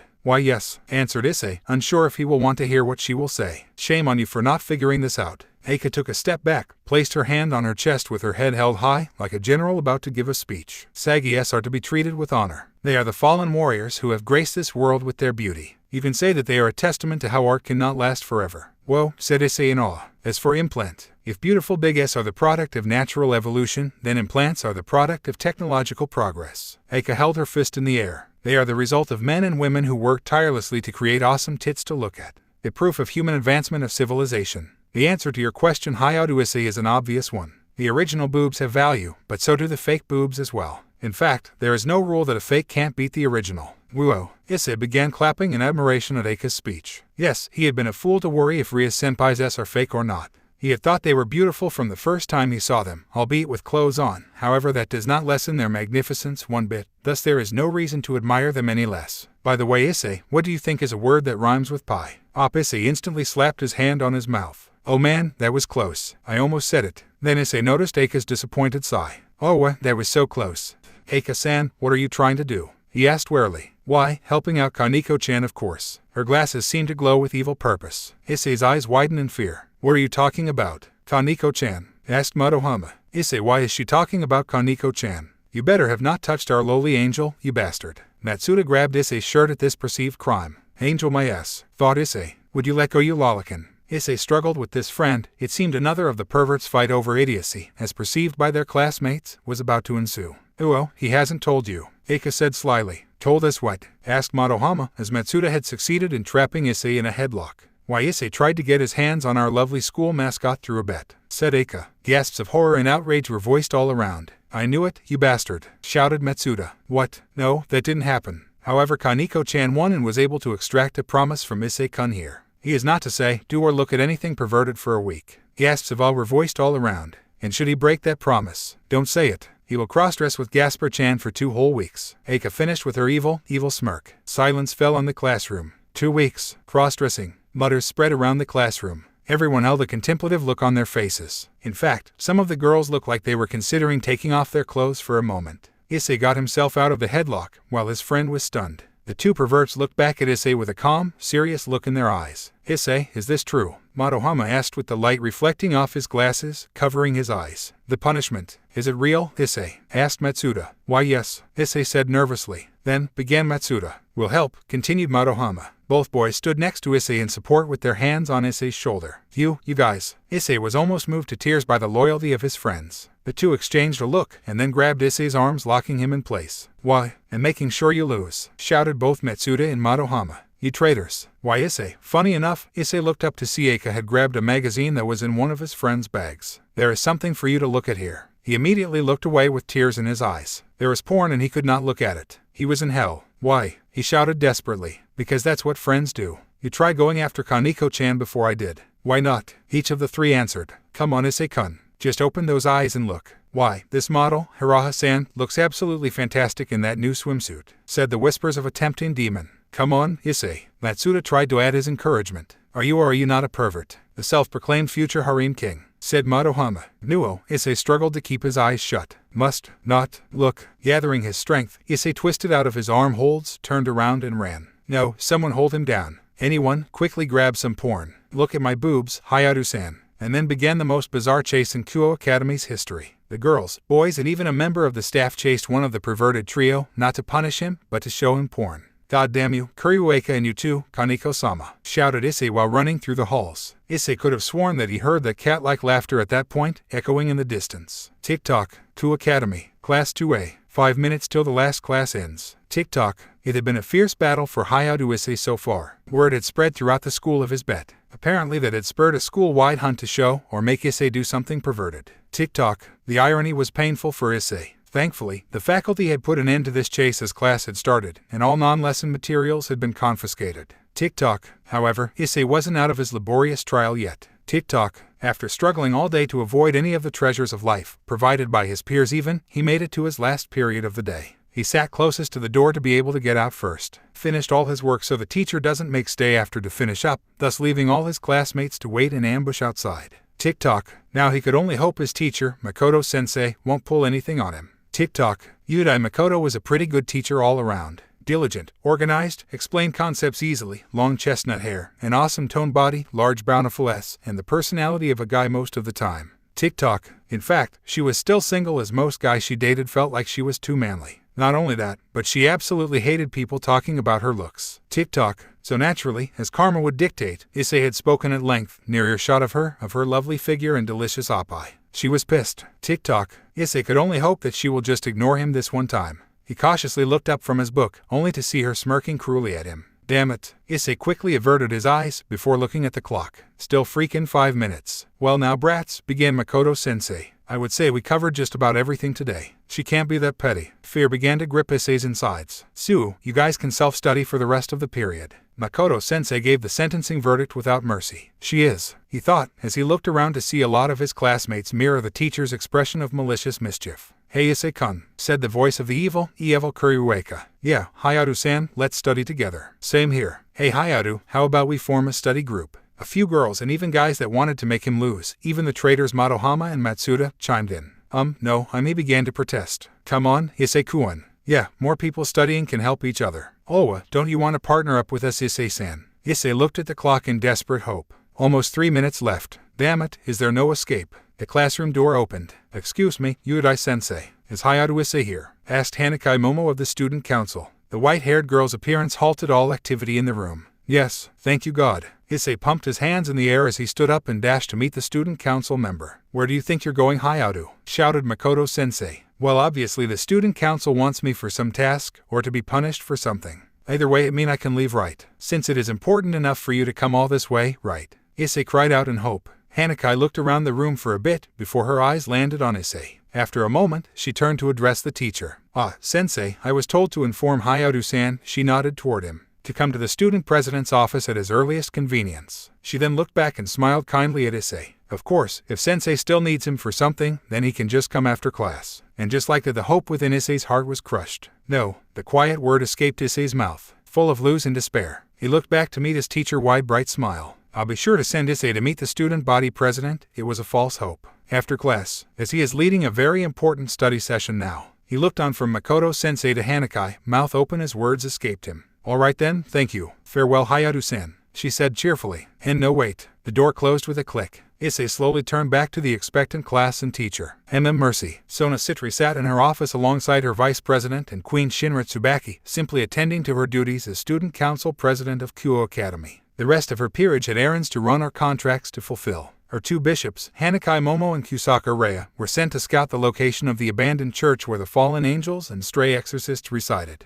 She ordered them to only get the layout of the area and nothing more. There was no need to scout the opponent's strength since she already had the information on them, but to simply know the battlefield so they can use it to their advantage. They had spells to hide their presence and would use binoculars, enhanced with magic, not to mention their own senses, to view the place from far away. So there should be no worries. As she finished another page of the paperwork, Sona simply hopes that at least that much would go well in spite of the string of misfortune that had been happening around here lately. Well, more so than usual. The stray attacks aren't unusual, but the frequency lately had been a bit too much. At least the paperwork she's currently doing is helping her mind to relax. Yes, she could just enjoy this peace and quiet. Or at least she tried to. As always, dealing with the Pillar families was nothing but one annoyance after the other. After sending her reports and receiving the typical congratulations on a good job and sorry that you had to be involved in our mess, which were both a formality and thus empty of any genuine gratitude, she received two letters that held a more personal touch that detailed an apology from the Nabrius and Berith families due to this recent event. In all honesty, it was a headache. What was worse than dealing with a straight-up known enemy was trying to determine the position of a party that wasn't actively with you or against you. Thinking about it more calmly now, the Nabrius are allied with the Fokeller, who Rias did humiliate in that raiding game before. The memory brought a satisfied smile to Sona's face. The Berith, however, had never been against us and had been more or less neutral. It would make more sense for them to have been pressured into this situation since at most they hold the rank of knight. And yet Sona couldn't be sure, as this is the first time the Berith acted against her and Rias. There might be other reasons to account for. The headache of politics was also why raiding games were so liked in the underworld. It gave a very clear distinction on who is with you or who is against you. Also, you get to punch said people who gave you headaches in the face. And the potential for anyone to be able to raise their status in class, but mostly it was the punch them in the face thing. I really hope the meeting with Hayato will be less of a headache. As though summoned by her thoughts, Issei burst into the room and slammed the door behind him, putting all his body weight on it, making sure it stays shut. Hayato-san, what are you doing? Tsubaki stood in her chair and shouted at this delinquent-like behavior. Told, pant, to come, pant, after class, pant, straight away. Punctuality is good, but so is your conduct, countered the vice president. Issei simply rested his hands on his knees, trying to regain his strength. Sona raised an eyebrow at the renowned pervert's entrance in the state he was in. He looked like he had been through a meat grinder, not to mention his loud panting and heavy sweating. Always the imagine of the calm, undaunted leader, Sona simply asked, was there a reason for that entrance of yours, Hayato-san? And why do you look so disheveled? Issei began, only to stop, catch his breath, and stand up. I had to sprint. Well, obviously, but why did he overdo it? Dash, jump, crouch. What? Swim, sneak, misdirect, smoke bomb. Oi. That's too much weight. Quickly Sona used her senses, and a small analysis spell to see if this was really Issei or Ria screwing with her again. She wasn't sure whether to be relieved or worried when it turned out to really be Hayato Issei. Somersault, trampoline and glide my way to get here. Issei finished his monologue with the look of the soldier returning from war. Tsubaki looked on in confusion, unsure on how to comment, given Issei's serious expression. Sona tilted her head to the side as she considered what he said. Glide, she asked, since everything else was feasible. Glide. Issei nodded, not elaborating in the least. Sona thought about the events Issei had implied. All the struggles he had probably gone through. She could just have him explain what happened to him. Maybe even start wondering if Issei's single interaction with Rias affected him that much, or was this just a normal use of the skills he accumulated from his runs from the female students. Maybe even forced to elaborate on the whole glide thing, his jacket did seem more torn up than the rest of his clothes. She did hear about the bet, all things considered, so it is interesting how he had gotten to her office without losing. At least she did hear that he lost yet. Ultimately though, I really can't bring myself to care. Very well, Sona simply stated, ready to move to the matter of her meeting with Issei. Hayato-san, please have a seat. Tsubaki wasn't sure if she herself should be worried that she simply nodded and went along with her king. Was Rias's attitude desensitizing her to madness, or was Kyo Academy always like that? Had Rias attracted the madness to Kyo Academy, or was Kyo Academy always filled with these events and thus Rias chose it? She put these questions for later as she paid attention to Sona and Issei. Issei looked on warily. He was tense, fully alert to some unseen danger in the room. Did he notice we are devils already? Tsubaki thought to herself. Is that why he's nervous? But with his meeting with Rias-sama, I didn't think he would have a reason to be afraid. Sona, however, had deducted the reason for Issei's caution. There is no reason for you to worry, Hayato-san. If I had wanted to make you lose that bet, I would have simply shown you an illusion or made a much more elaborate trap. That's why. Tsubaki made sure to keep her stoic image. Illusion? Asked Issei. In response, Sona materialized her devil wings, and in turn Tsubaki followed through. Hey, Kaichu and Fukukaichu are devils too. Issei shouted in surprise, his previous worry subsiding at this revelation. But, his eyes narrowed. Doesn't that mean you just have more power to make me fail? He said, pointing dramatically. Sona stared back flatly. Do I look like the sort of person who would engage in these meaningless dribbles? Tsubaki discreetly sent a magic signal to the peerage members in school to cancel their preparations for plan make sure Issei ends up cross-dressing. Silence echoed in the room. For a while Issei, Sona and Tsubaki stood still as this standoff, no matter how idiotic, continued. Issei lowered his arm, his face red in embarrassment. And no, I would say you are not. He scratched his cheek, remembering how Shitori had always been a serious person. Good. Now please take a seat, we have wasted enough time as it is. Immediately, he acted on the authority of her tone and sat in the chair in front of Student Council President's desk. Sona and Tsubaki dismissed their wings. Sona leaned back into her chair, and Tsubaki sat back down, her desk located in the side of the room, to Sona's right. Tsubaki and the members of the Student Council are part of my peerage. She answered his unasked question. Oh, Issei nodded in understanding at this information. Are there other devils in this school? Other than mine and Rias's peerage, there aren't any other devils in Kyo Academy, or Kyo City for that matter. Ah, I see, said Issei. So, Issei fidgeted in his seat, unsure on why Shitori-sama wanted to meet him. Why did you call me Shitori Kaichu? Could it be that Shitori Kaichu is a rival devil to Rias-senpai? Is it the sort of thing where they are from opposing families and are in the human world as a test to see who is stronger? Issei continued to think on why Sona summoned him here. Maybe they are both descendants to the Demon King and are in a battle selection for the throne. Or maybe, thankfully Sona answered him, stopping his escalating train of thought. I understand you got introduced to our world, magic, devils and angels etc. yesterday. So, how are you coping? Well, Issei found himself surprised at being asked about this. I guess it could have gone better. He tried at a smile, hoping to joke off yesterday's murder attempt toward him. I mean, it was scary and a bit shocking, but I guess it's fine. It's kinda cool. He smiled for real and chuckled as he remembered a certain redhead in her group. It was actually pretty fun later on.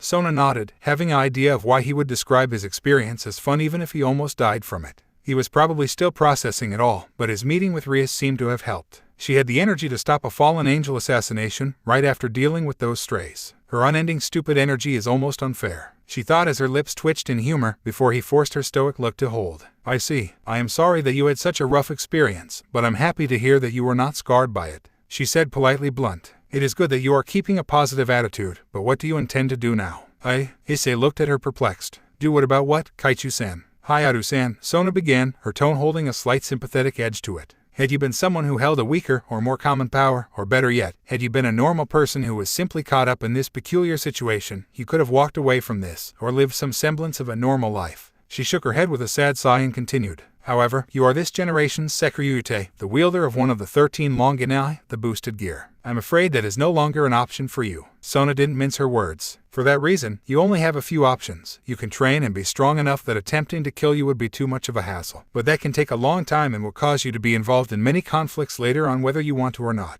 Or you can find someone strong and influential enough to protect you, but that means you would be in debt to them or under their service for the rest of your life. Isn't there an option where people from the supernatural side would just leave me alone? Issei immediately asked. Sure, you could find someone with a sacred gear extraction device. Sona began thoughtfully. Really? He asked, his eyes lighting up at the prospect of no longer being targeted. But the process would almost definitely kill you. She cut through his rising hopes. Then how is that any good? He shouted as he stood up, before realizing how he acted and sat back down with a blush covering his face.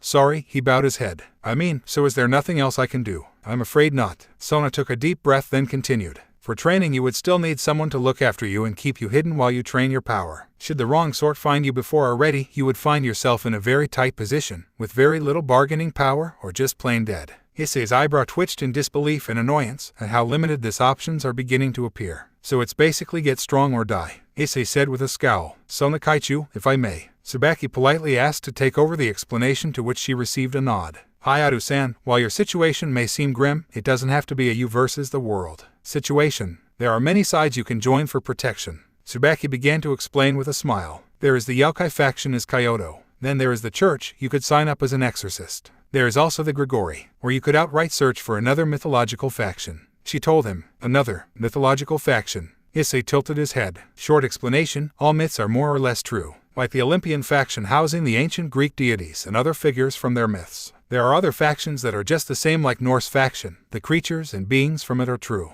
Some factions, however, no longer interact with the world, like the Sumerian faction, the Incan faction, and thank all the Satans, the Dreamtime are no longer around. Sona cut in to add her bit. The Dreamtime. The name sounded weird to Issei. The figures and beings from the Australian Aboriginal mythologies. Issei bemused to witness the rare sight of Shitri Sauna actually shuddering. Anyways, Sona continued imperturbably, as though her previous apprehension was an illusion. Those are your options. Find someone to help you get stronger, or someone to protect you. However, do note that those who will take you under their wings will probably want something from you. Something from me? Issei asked, wary. Well, Sona said with a sardonic smile. You are a Longinus user, that's a power they would probably want you to use for them, otherwise why take you in? Right, Issei blushed with a sheepish smile. His question was kinda silly. The boosted gear owner grew quiet as he thought about what the Citri devil told him. It seemed like this normal life was going to vanish no matter what it did. It was just a matter of time. He thought depressingly. As he recalled her words, something occurred to him. You mentioned something called the Grigori, what's that?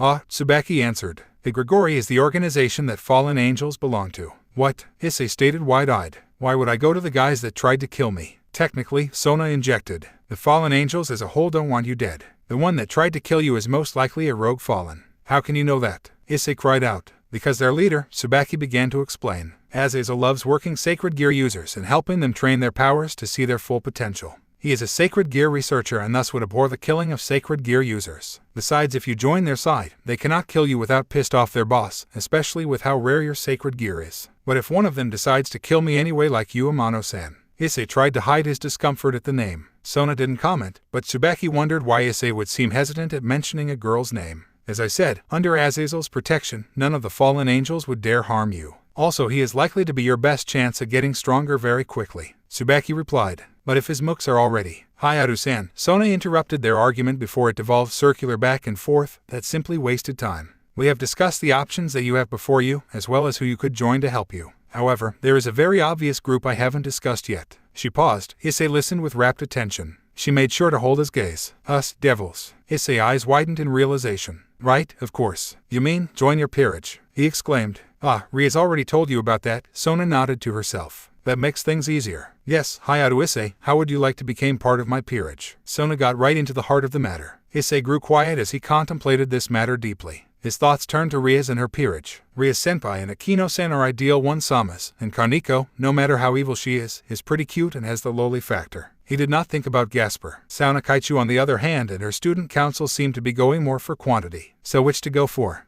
This is tough. As Issei calmly thought on the matter, Sona felt an odd irritation for the perverted boy all of a sudden. He better not try deciding this on whose group is hotter. Because hers totally was. Hayato began after a while. Shitori Kaichu, thank you for telling all of this, but... Issei blushingly struggled with his words. Sona quietly chuckled at his obvious decision. While I do not condemn your choice, I feel should tell you now that it won't work. Said Issei, feeling knocked off. Why not? Could it be that they really are rivals? Do I have to break my way out of here, or wait for Ria-senpai to mount a rescue mission for me? I'm not saying I'll stop you. You're welcome to try, said Sona, clearing up his assumption. It is simply that Rias will not take you in due to her policy on peerage recruitment. Policy? Yes, Rias's policy on recruiting into her peerage is, Issei leaned forward. That she doesn't. Issei nearly fell forward, before righting himself back into his seat. To be exact, Rias doesn't reincarnate people into devils that become part of her peerage. It doesn't matter who it is, she won't add them to her peerage. Also, she won't revive someone into her peerage, she will just let them move on in peace, rather than bring them back to the world of the living. I believe she once said that the only instance in which she will reincarnate someone into a devil is someone critically injured and dying, and only with their consent. However, even that isn't likely, as Akino is a very accomplished user of the healing arts, explained Sona. Issei blinked once, twice. He just pondered what he just heard in silence. After a while, he spoke again. Why? Elbow on the table, Sona rested her head on her hand as she answered. I'm afraid you'll have to ask Rias personally on that, as it's not my place to tell. What about Akino-senpai or Karniko-sama? Issei annoyingly corrected himself at the end. There were special circumstances as to how those two came under Rias's command, but again, not my place to tell, said Sona. But something stood out of that explanation to Issei. What if another devil comes to her asking to be part of her peerage? Sona raised an eyebrow. I suppose in that instance she might agree, however, Issei-kun. Sudden Issei felt a chill run down his spine. The temperature in the room dropped, and not in a metaphorical sense. I hope you're not thinking of using me as some sort of messenger mule to enter Rias's peerage. That would be a pretty rude thing to do if I were gratefully accept you into my peerage. If you were to do such a thing, Sona smiled, her eyes narrowed, projecting her very annoyed aura. I might get angry. No, ma'am. The thought never even crossed my mind, ma'am. Issei stood up and shouted like a soldier, feeling his life momentary on the line. Sona quietly chuckled as she leaned back into her seat. Relax, I was only joking. Issei let out his held breath in relief. Maybe. He stiffened again. Sona gave a small elegant giggle. Kaichu, said Tsubaki in a form of scolding. All right, said Sona with a rare relaxed smile. So, Hayatu-kun, she turned to Issei once more. What is your answer? Issei sat down, crossed his arms and closed his eyes as he thought deeply on what to do. Should I really join Kaichu-san's peerage? I mean, her group is filled with beautiful girls. In fact, joining the student council, which they will have to invite me into to explain if I need to leave class. Like all those manga stories where the heroes have secret identities and need an excuse to leave their daily ongoings. And yet his thoughts went back to the crimson-haired devil. Can I think about this? He finally asked. Sure, Sona answered back. I'll leave it as an open invitation till my peerage is full. Ah, I see. Issei realized her answer meant he is on some sort of time limit. How long is that? Currently, I have a rook, a knight, and 3 pawn pieces free. You have until I fill those positions up. Right, Issei stood up. Thank you, Sauna Kaichu. He bowed and turned to leave. He thought about everything he was told, about his situation and his options. It seemed like he couldn't be by Ria-senpai's side. But then again, he could join Sauna Kaichu's group. There were other options, true, but he didn't want to leave home and go on some weird mythical journey to join gods from another mythology. Maybe he could ask somewhere close to home. Maybe go to the Ai's Grand Shrine in Mai and talk to Amaterasu Kami-sama. Whoa, did I just casually consider doing something that anyone in Japan would find monumentally unbelievable? However, while other options did seem appealing, Issei still wanted to be close to his home. Maybe I should ask Gasper. He isn't a devil, but he was part of the occult club. You're welcome, Sona answered back with a nod. Tsubaki gave one of her own as a send-off as well. Issei left the student president's office and entered the hallway. However, it was due to being in deep thought that he didn't notice the group of students outside of Sona's office till he closed the door. Hello, Hayato-san. Issei blinked. Once, twice. He looked around and then, God damn it. After Issei left, the student president's office returned to its usual quiet work pace. Sona was looking over the club reports and current budget to determine how much goes to which. However, things were as peaceful as usual as she could feel her queen's questioning gaze. All right, Tsubaki, out with it, said Sona, not turning away from the papers before her. Sona Kaichu, why is it that you did not use a more? Whatever Tsubaki was about to say, it was cut off by Issei bursting into the room, not too different from his earlier entrance, and slamming the door behind him, muffling the shouts outside.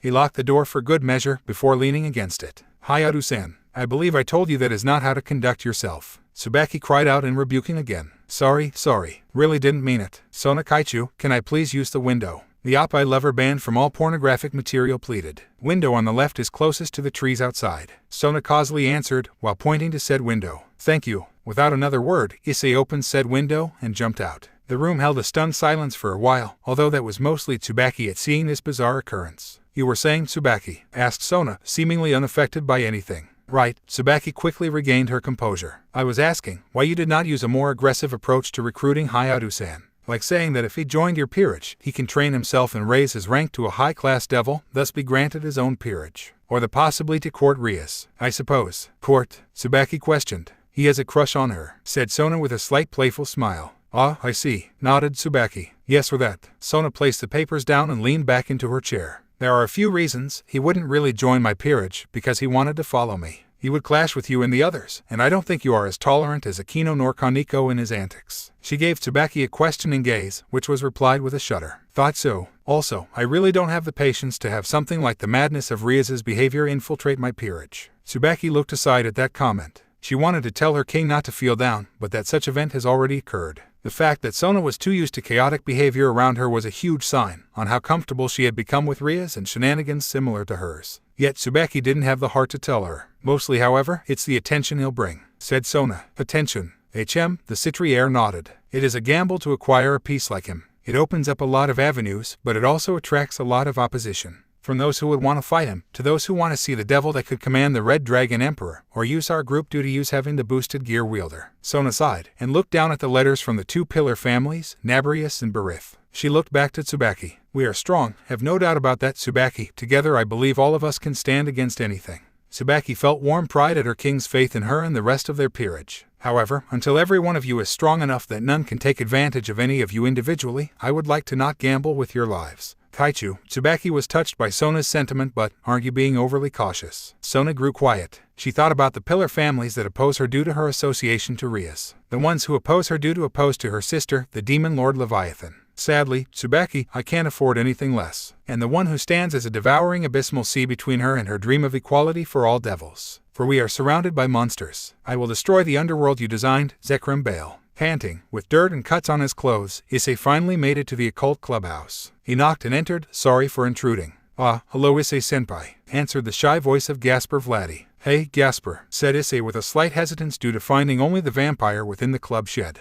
Do you know where everyone else is? I kinda wanted to talk to Rias-senpai for a bit. From his place in his cardboard box playing on the PS3, Gasper answered. Rias-senpai and Akino-senpai are out shopping. No, but Aiknuo. Rias, I said no. You already bought those games, you spent enough of your money for today. You are not going to waste the rest buying costumes. But Aiknuo, I need them. I said no. Now put the Etna costume down. What about this? No, you can't have the Urza armor. Wait, is that an actual metal armor? Where would you even get this? The bewildered Akino directed the question to the shopkeeper. Here at Haruna Costumes for All, we pride ourselves for create any costume our customers want, said the shop attendant. Before Akino could ask who would ask for them to commission a full armored Urza costume, or better yet, how this shop actually managed it, Rias had brought another costume. Excuse me, what about this? Asked Rias the shop attendant. No, Rias, you're not getting a nurse outfit either, said Akino beginning to feel tired. You're right, said Rias to Akino's shock. Do you have this for the measurements of 102, 60, and 89 centimeters? Akino blinked in surprise.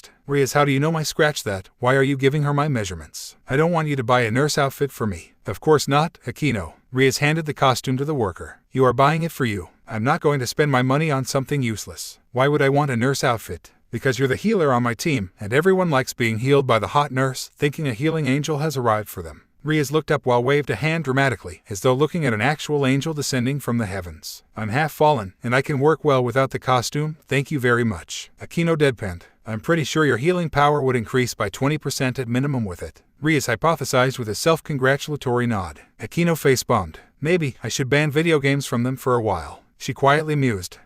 This is lovely. Rias cried out at another costume, which the shop attendant happily showed her. Maybe even cut off the electricity and save money, Akino muttered again, before looking up at what Rias was getting worked up on now. She blinked a few times, taken aback by the new costume. That looks way too authentic. Wait, is it even legal for it to look this real? Ah, I see, in Kaneko-sama. Issei looked around cautiously. Kaneko-chan has a meeting. Gasper looked away from Issei as he said that. Issei thought that the crossdresser was feeling wary of Kaneko. It wouldn't be difficult to imagine that the poor fellow was not exempt from her mischief. In truth, Gasper was just trying not to let out a laugh. Squad Tamego leader, report. Kaneko was in one of her daily routines of meeting her familiar, their subordinates, for reports on activates in Kyo City, missions that assign them, as well as training any new recruits. The catgirl-turned-devil was in a warehouse near the outermost forests of the city. Before her stood her troops, 50 trained magically enhanced cats, divided into 5 squadrons, and their commander, her familiar, the white cat, Shiro. The addressed cat, an orange-color chartreux, stepped forward.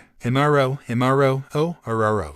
It began meowing. Naturally, Kaneko understood each word and simply nodded as she processed his important report. All right, Nyan, tell me if anything changes in the market area and if the pastry shops add any new desserts, Nyan. It was a very important report. Squad sushi leader, report. A white Japanese bobtail with a black tail stepped forward. He meowed and Kaneko nodded. I see a big uneven X was brought to the broken cozy place. Thank you, sushi leader. The cat gave a loud Nyan and returned to his place. Squad Taiyaki leader, report. Shouted Kaneko and Black Cat answered her. HM, she nodded at the report. I see, perverted dragon idiot didn't screw up till now, Nyan. Well, there's the whole week. Keep your eyes open, Taiyaki leader. You and your troops, Nyan. Squad Taiyaki shouted as one, accepting their cries of yes, Empress. With a nod, Kaneko turned to the next squad. Squad Deifuku leader, report. Why do I have the feeling that something scary is happening? Issei looked around, suddenly felt a shiver. Hey? Gasper asked, acting like he had not heard what Issei said. Nothing.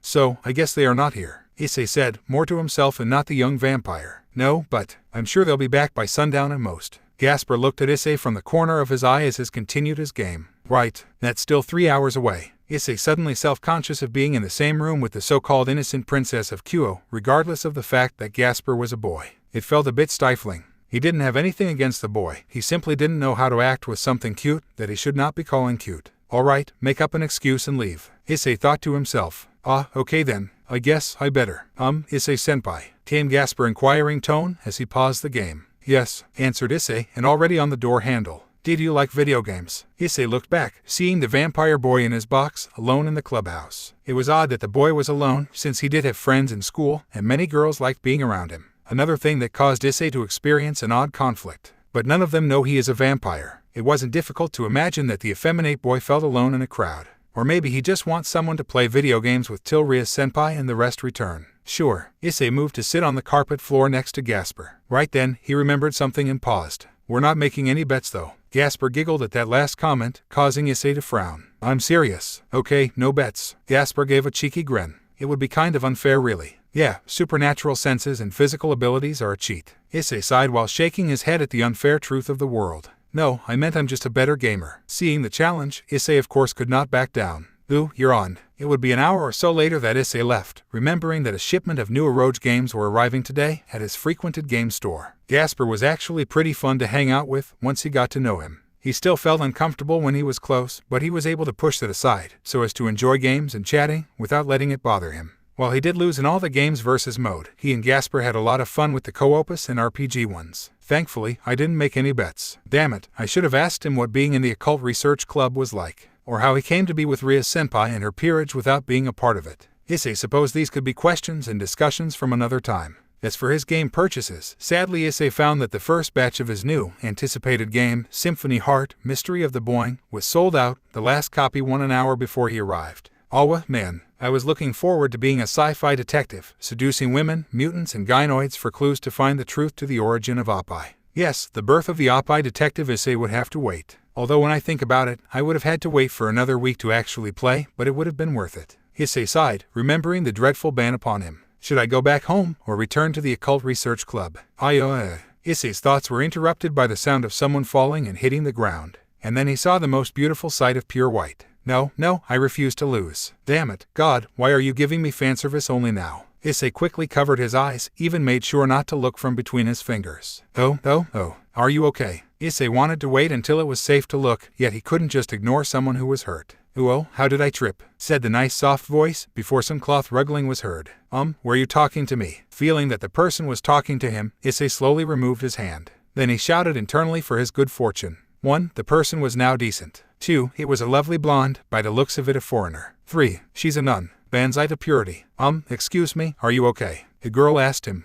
Yes. Oh crap, did his face show his perverted expression again? Damn, he wanted to control himself, but his passion just can't be messed. Are you okay? I am sorry, are you asking if I am okay? She said the last word in Japanese while pointing to herself. Issei realized that the nun spoke a different language. It sounded ... well, it had a European feel to it. Great, there's a cute girl wanting to talk to him, and he didn't understand her. God, why do you keep throwing irony at me? After much useless talking, pointing, and charades, Issei understood a few things. The nun's name was Asia Argento. She had arrived in Kyo City today, and she was very, very lost. The girl spoke Italian and English, while only knowing a little bit of Japanese. Issei, on the other hand, only knew English very little. Thankfully, together they were able to communicate somewhat. After a bit more charades, he understood that she wanted to go to a church in the city. However, the only one that was around had been abandoned years ago. While walking through, he saw her do something unexpected. As they passed by a playground, there was a boy with a scrape on his knee. The nun went as placed her hands above the injury. Then rings with emerald appeared on each of her middle fingers, and an orb of green light encircled the little boy's injury. Very quickly the scrape was gone, the boy was no longer in pain and crying.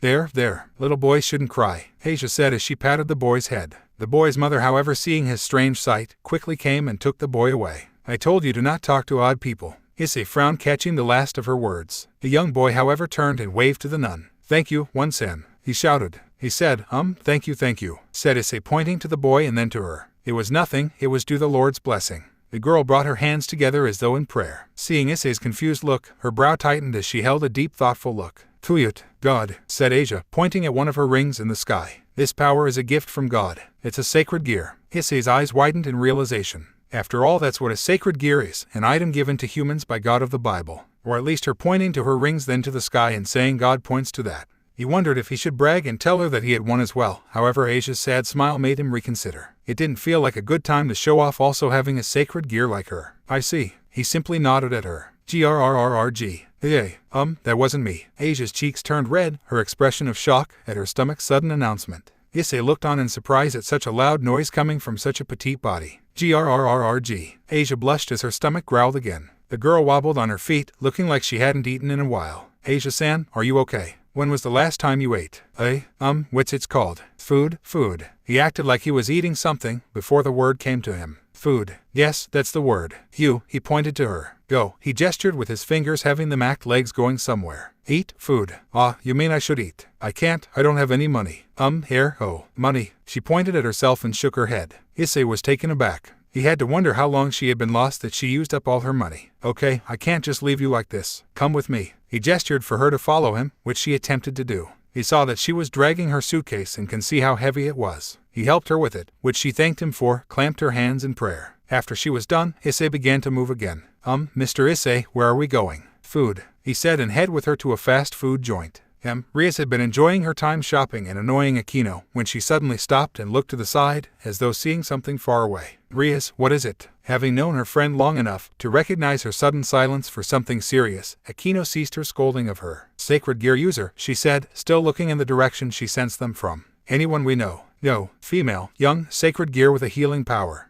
So someone with a sacred gear blessed with healing abilities. No. I mean, healing. Only healing. The sacred gear doesn't have an affinity or is leaning toward one side of the other. Its power isn't based on light or darkness, just the desire to heal. It's actually kind of unique when you think about it, since healing artifacts either have a holy element to them to help the body, or use dark element that uses a necromantic effect of just keeping the body going while speeding up its natural regeneration. I see. Enemy, ally, someone passing by. We'll find out in a second. Rias took out her phone and began calling a number. You're going to call them, Aquino said dryly. No, I'm going to call someone with them, or at least near them. Issei might not be the most pious person ever. Yet, he could not mentally stop thanking God from the sight before him.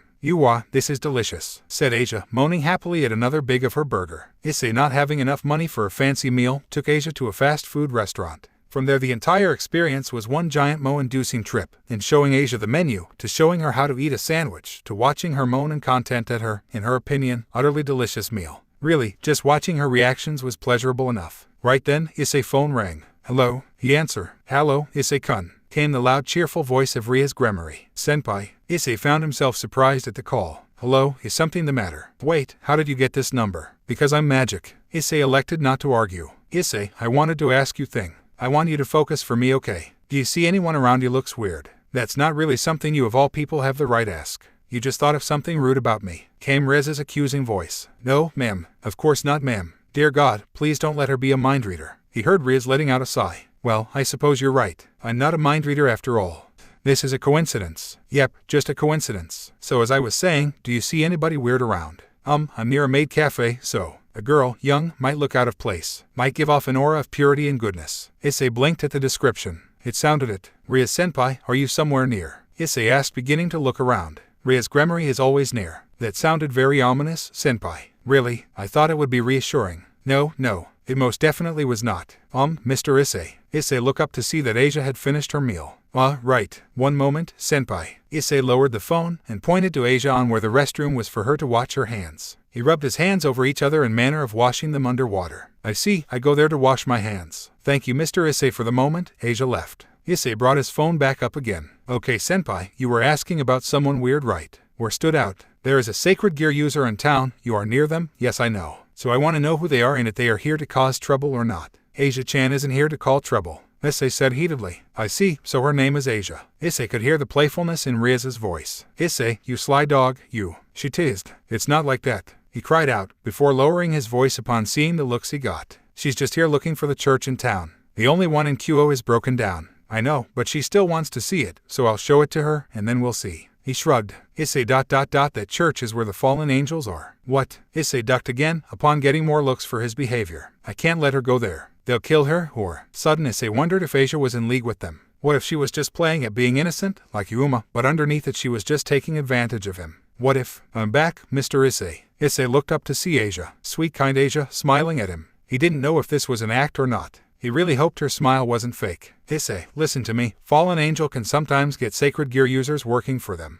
either voluntarily or forcefully. We don't know which is the case with her. We don't know if she is working for them or being manipulated. So, I want to meet her to know which is which. Can you do that? Issei signaled Asia to wait a moment. Okay, what do I do? He asked, lowering his voice, even though Asia didn't understand most of what he was saying. Alright, you know the Shiumi road that leads to the church at the end, right? Yeah. One of the branch streets that leads to the road is called Issei Street. Go to the church from that direction. I'll handle the rest. Riaz ended the call. Mr. Issei. Issei looked back to Asia's worried look. His heart tightened. Right, he said, putting on his best smile. Let's go. As soon as Riaz closed her phone, Akino was next to her. Right, so what's your plan? Send a message to Kaneko, tell her to come immediately. In the meantime, have some preparations to make. Right. What preparations? Akino suddenly felt apprehensive. Just going back to Haruna's to buy something illegal. What? Riaz, don't you dare. And the Crimson Devil was gone. Damn it, Riaz. Issei kept clenching his hand while walking. He smiled to Asia every once in a while, or at least he made sure not to show his uneasiness. Thankfully, Asia just smiled back, not noticing anxiety. Damn it, where is Riaz senpai? This was it. Just around this corner and they would be in Issei Street. Issei clenched his hand. If there was nothing to stop them, they would land on the main road and then the church will easily come into view. Issei was suddenly very conscious of his heartbeat. The anticipation was like a shadow creeping up on him. This is it. He gulped. The dragon boy and the nun turned a corner into Issei Street and found a pair of police cars. What? Issei didn't realize he said the words out loud. Mr. Issei. Asia looked to Issei for guidance, worried and confused over this sudden obstacle. Issei looked at Asia and then back at the police cars. Actually, looking at the whole scene, he could see a few orange barricades and even yellow tape behind the cars. There was a pair of policewomen at the scene, simply leaning on the hood of one of the cars. Issei thought about what Riaz had told him. To just come this way and she would take care of things. Holy crap, did she blow something up, and they declared it a terrorist attack and closed the area? No, that probably didn't happen as he didn't hear any explosions, and there would have been more noise if that was the case. Let's check it out. He finally told Asia while pointing to the police officers, and moved toward them, Asia curious and worried, yet dutifully following behind. Excuse me, Officer San. Issei felt something was off. As he got near the policewomen and began to take in their looks, something screamed in his mind. The policewomen were quite the contrast. One was tall and busty, the other short and petite. They both wore sunglasses, even though it was nearing sunset. The short one had a stoic, serious look to her as she routinely blew her bubblegum and popped it. Her hair was blonde and long enough to reach her knees, its color lighter than that of Asia's. Something feels familiar about that. Can I help you, young man? Asked the tall, busty one, who had a playful look about her. Her short black hair was in a bob cut and, wait a minute. As soon as he registered her voice, he gave them another focused look. It was Riaz and Kaneko. There was absolutely no mistake, and from a shocked look, they smirked, or at least Riaz did, seeing that he figured it out. Where in the hell did they get the tape and barricades? Scratch that. Where in the hell did they get the police cars from? Excuse me, officer, Asia began, hoping that a law officer would be able to speak English. Justice, said totally not Riaz. What? Asked Asia taken aback. I am Officer Sire Justice, said Officer Sire Justice, crossing her arms under her chest and nodding proudly. I may not speak English, but that was horrible, commented Issei. He looked to the side toward the nun. Surely she's going to suspect something like this. I mean, who the hell would have the last name Justice in Japan? Officer Cat Law was totally not Kaneko's short introduction. Officer Justice, Officer Law. Asia nodded to each as she continued her inquiry. Is something going on? I need to get to the church. She bought it. Issei looked at this exchange, mouth gaped. Zuri, Shister, but church area Kluost, was Officer Justice's overdramatized answer. That, seriously, if you know English, just speak it normally, said Issei. He looked to Officer Catlaw to see her still chewing her bubblegum, blowing and popping it, staring coolly ahead. Pop, hey, why? Asked the shocked Asia. Church area, Ed. Officer Justice crossed her arms in an X fashion. What? Cried out Asia. Issei, seeing her for the time, getting annoyed. Of course her frowning face looked cute too. The church is a sacred ground, blessed by God. Pipe, explode. Officer Justice waved her hands upward. That sounds familiar. Though Issei, Gasu, everywhere. Justice spread her arms widely. Inhale, Disu. She's using the excuse from fate, stay night. You're a criminal and should be arrested for butchering an innocent language. Issei deadpanned. Pop, that innocent language is convicted of multiple charges of grand theft and larceny. Spoke Officer Law for the second time. And I'm pretty sure torture is also illegal, and that's pretty much what she's doing, replied Issei. Oh no, was anyone hurt? Asia quickly discarded her destination, for the citizens' concern. None. Casualties, 0. Sneaky Gasu caught early. None to hospitals. Thank God. Asia let out a breath in relief, glad that no one was hurt. Please make her stop, he pleaded to Officer Law. I don't even speak English and this is painful to listen to. Pop. While Officer Law's face was fixed as stone, amusement was very clear in her eyes. Yes. Officer Justice pointed to the sky. Now, it's close to sundown. You kids, Johuyum. She ended her grand remark by pointing back to where they came from. Officer Justice. Yes. How long will it be before it's safe to come here again? 5, she said, showing all 10 fingers. Or 5 and 5, Issei supposed. 5 days. Asia looked disheartened. She had no money, only the clothes on her back and suitcase. Where will she will for 5 days? Safety first. I see. Thank you, Officer Justice, Officer Law. She bowed to each of them, turned and walked away dejected. Asia-chan. Issei moved to follow her, only to feel his cell phone ring and vibrate for the tune made for messages. He took out his phones and opened the message. Take her to the clubhouse, and good job surviving the first day, perverted idiot. Signed, Empress Kaneko-sama. He looked back to see her holding her cell phone and waving it at him. She is seriously overdoing it, Issei muttered, shaking his head at Kaneko's antics. Issei turned back to catch up to Asia. His phone vibrated again. I heard that. That's it, tomorrow will not be as easy as today. Signed, Empress Kaneko-sama. You call that easy? He turned to her shouting. Hey, Mr. Issei, why are you shouting? Is it a problem? Upon hearing his cry, Asia stopped and turned to look back at the boy who helped her out so much today. No. It's nothing, don't worry. He waved his hands at her, trying to gesture that there was no problem. She looked worried for a while, but seeing Issei's bright smile, she concluded that everything was okay and nodded toward him. Seeing her nod, Issei grabbed her bag and mentioned for her to follow him. Back at the police barricade, I would say our patrol was successful. Wouldn't you say, Officer Law? I concur, Officer Justice. Truly, we have valiantly served the citizens of Kuo this day, protecting them from evil gases everywhere. Yes, for we are the guardians of justice, upholders of the law. Suddenly the two devils heard voices nearby. Where in the hell did you park our cars? You don't think someone would actually break into a police car and steal it, right? Calm down, they were right here, I'm sure. Guys, I think I'm seeing the siren light from over there. Riaz and Kaneko quickly straightened up, and that's our cue to leave. They took the barricade and ran. The actual police officers would find their cars, blocking a usually unused street, along with some yellow tape strung around. They concluded that this was mostly a prank done by some very intuitive teenagers, but security on police equipment and vehicles increased dramatically due to this incident. Mr. Issei, is this your house? After a lot of fast gesturing, and the word home thrown, Issei had convinced Asia to come with him to the occult research clubhouse.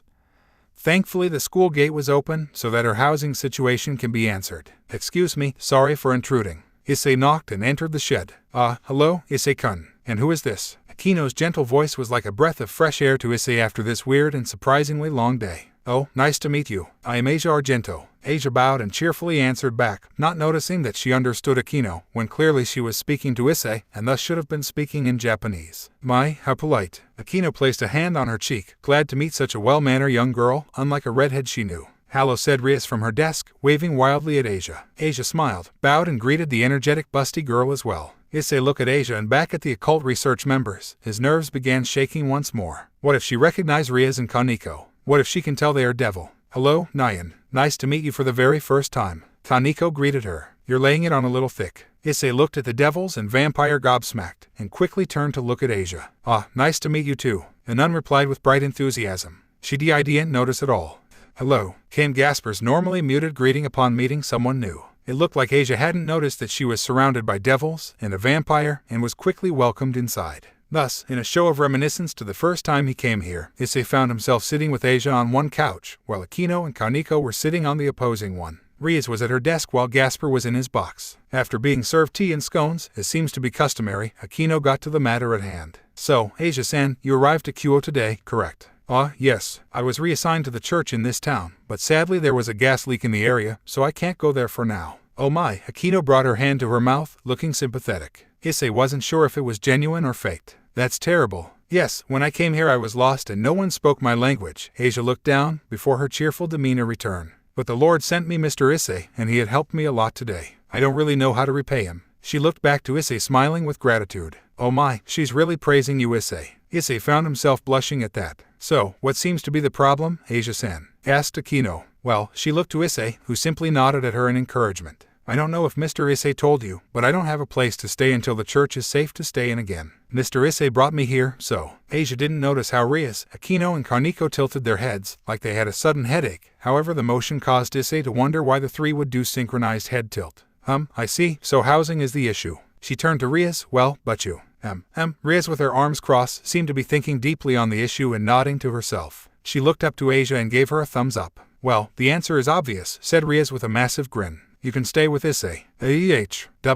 What? Well, there are other options and some people I know who wouldn't mind taking you in for a few days. But, Issei leaned in, wanting to know the big reason for her throw Asia onto him. It doesn't sound nearly as fun. That's your reason. I don't want to inconvenience, Mr. Issei. Asia shyly looked at the boy who had helped her till now. She says she doesn't want to bother you. Translated Aquino. Asia-chan isn't a bother at all, Issei said heatedly, before realizing what his words would mean, and calmed down. Well, we would have to ask my parents. I don't know if they will agree, but he wasn't sure why he was making excuses. It was a dream come true, yet he was worried something would mess it up. Excellento. Rias gave a thumbs up. Issei says okay. She told Asia. Hey, really? Asia looked with anticipated gaily at Issei. Whoa, wait senpai. Issei said, shock at the redhead. You can't promise that. Don't worry, it will all work out. She told him. How do you know that? Rias proudly tilted her head upwards. Women's intuition. Issei made damn sure not to look down. That's a cheat answer. He grumbled. I'm a cheating cheater who cheats, Issei. Rias replied cheekily. I have too much trouble, then please don't worry yourself, Asia said upon seeing Issei's distress. She's saying if it's too much trouble then you don't have to, said Aquino as she calmly drank her tea. It's not trouble at all. He quickly turned to Asia, waving the no problem gesture at her again. He looked back to Aquino. Please tell her that she doesn't have to worry. It's no problem. I should be able to convince my parent. No, I will convince them. He's saying you can stay, and that he would be glad to welcome you into his home. Translated Aquino.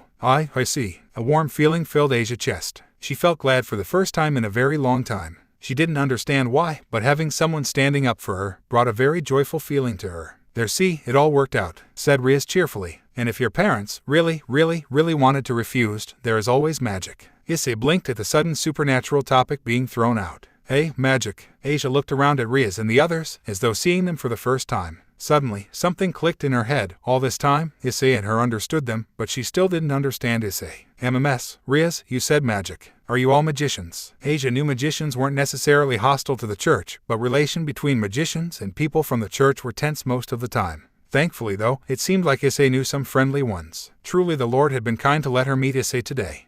Yes, Rias leaned back on her chair, elbow on the armchair, and her face rested on her hand. She's going to tell her yes for now, and probably reveal the whole thing later when a better time comes. Issei thought and concluded about this situation. Yeah, it was good that everything like this would work out. Rias' closed eyes held an analyzing look, as though considering something heavily. Her internal decision made, she replied. Yes, Ms. Argento. Me, Aquino and Kaneko. Rias gave a wide cheerfully grin to Asia that set her at ease. We are devils.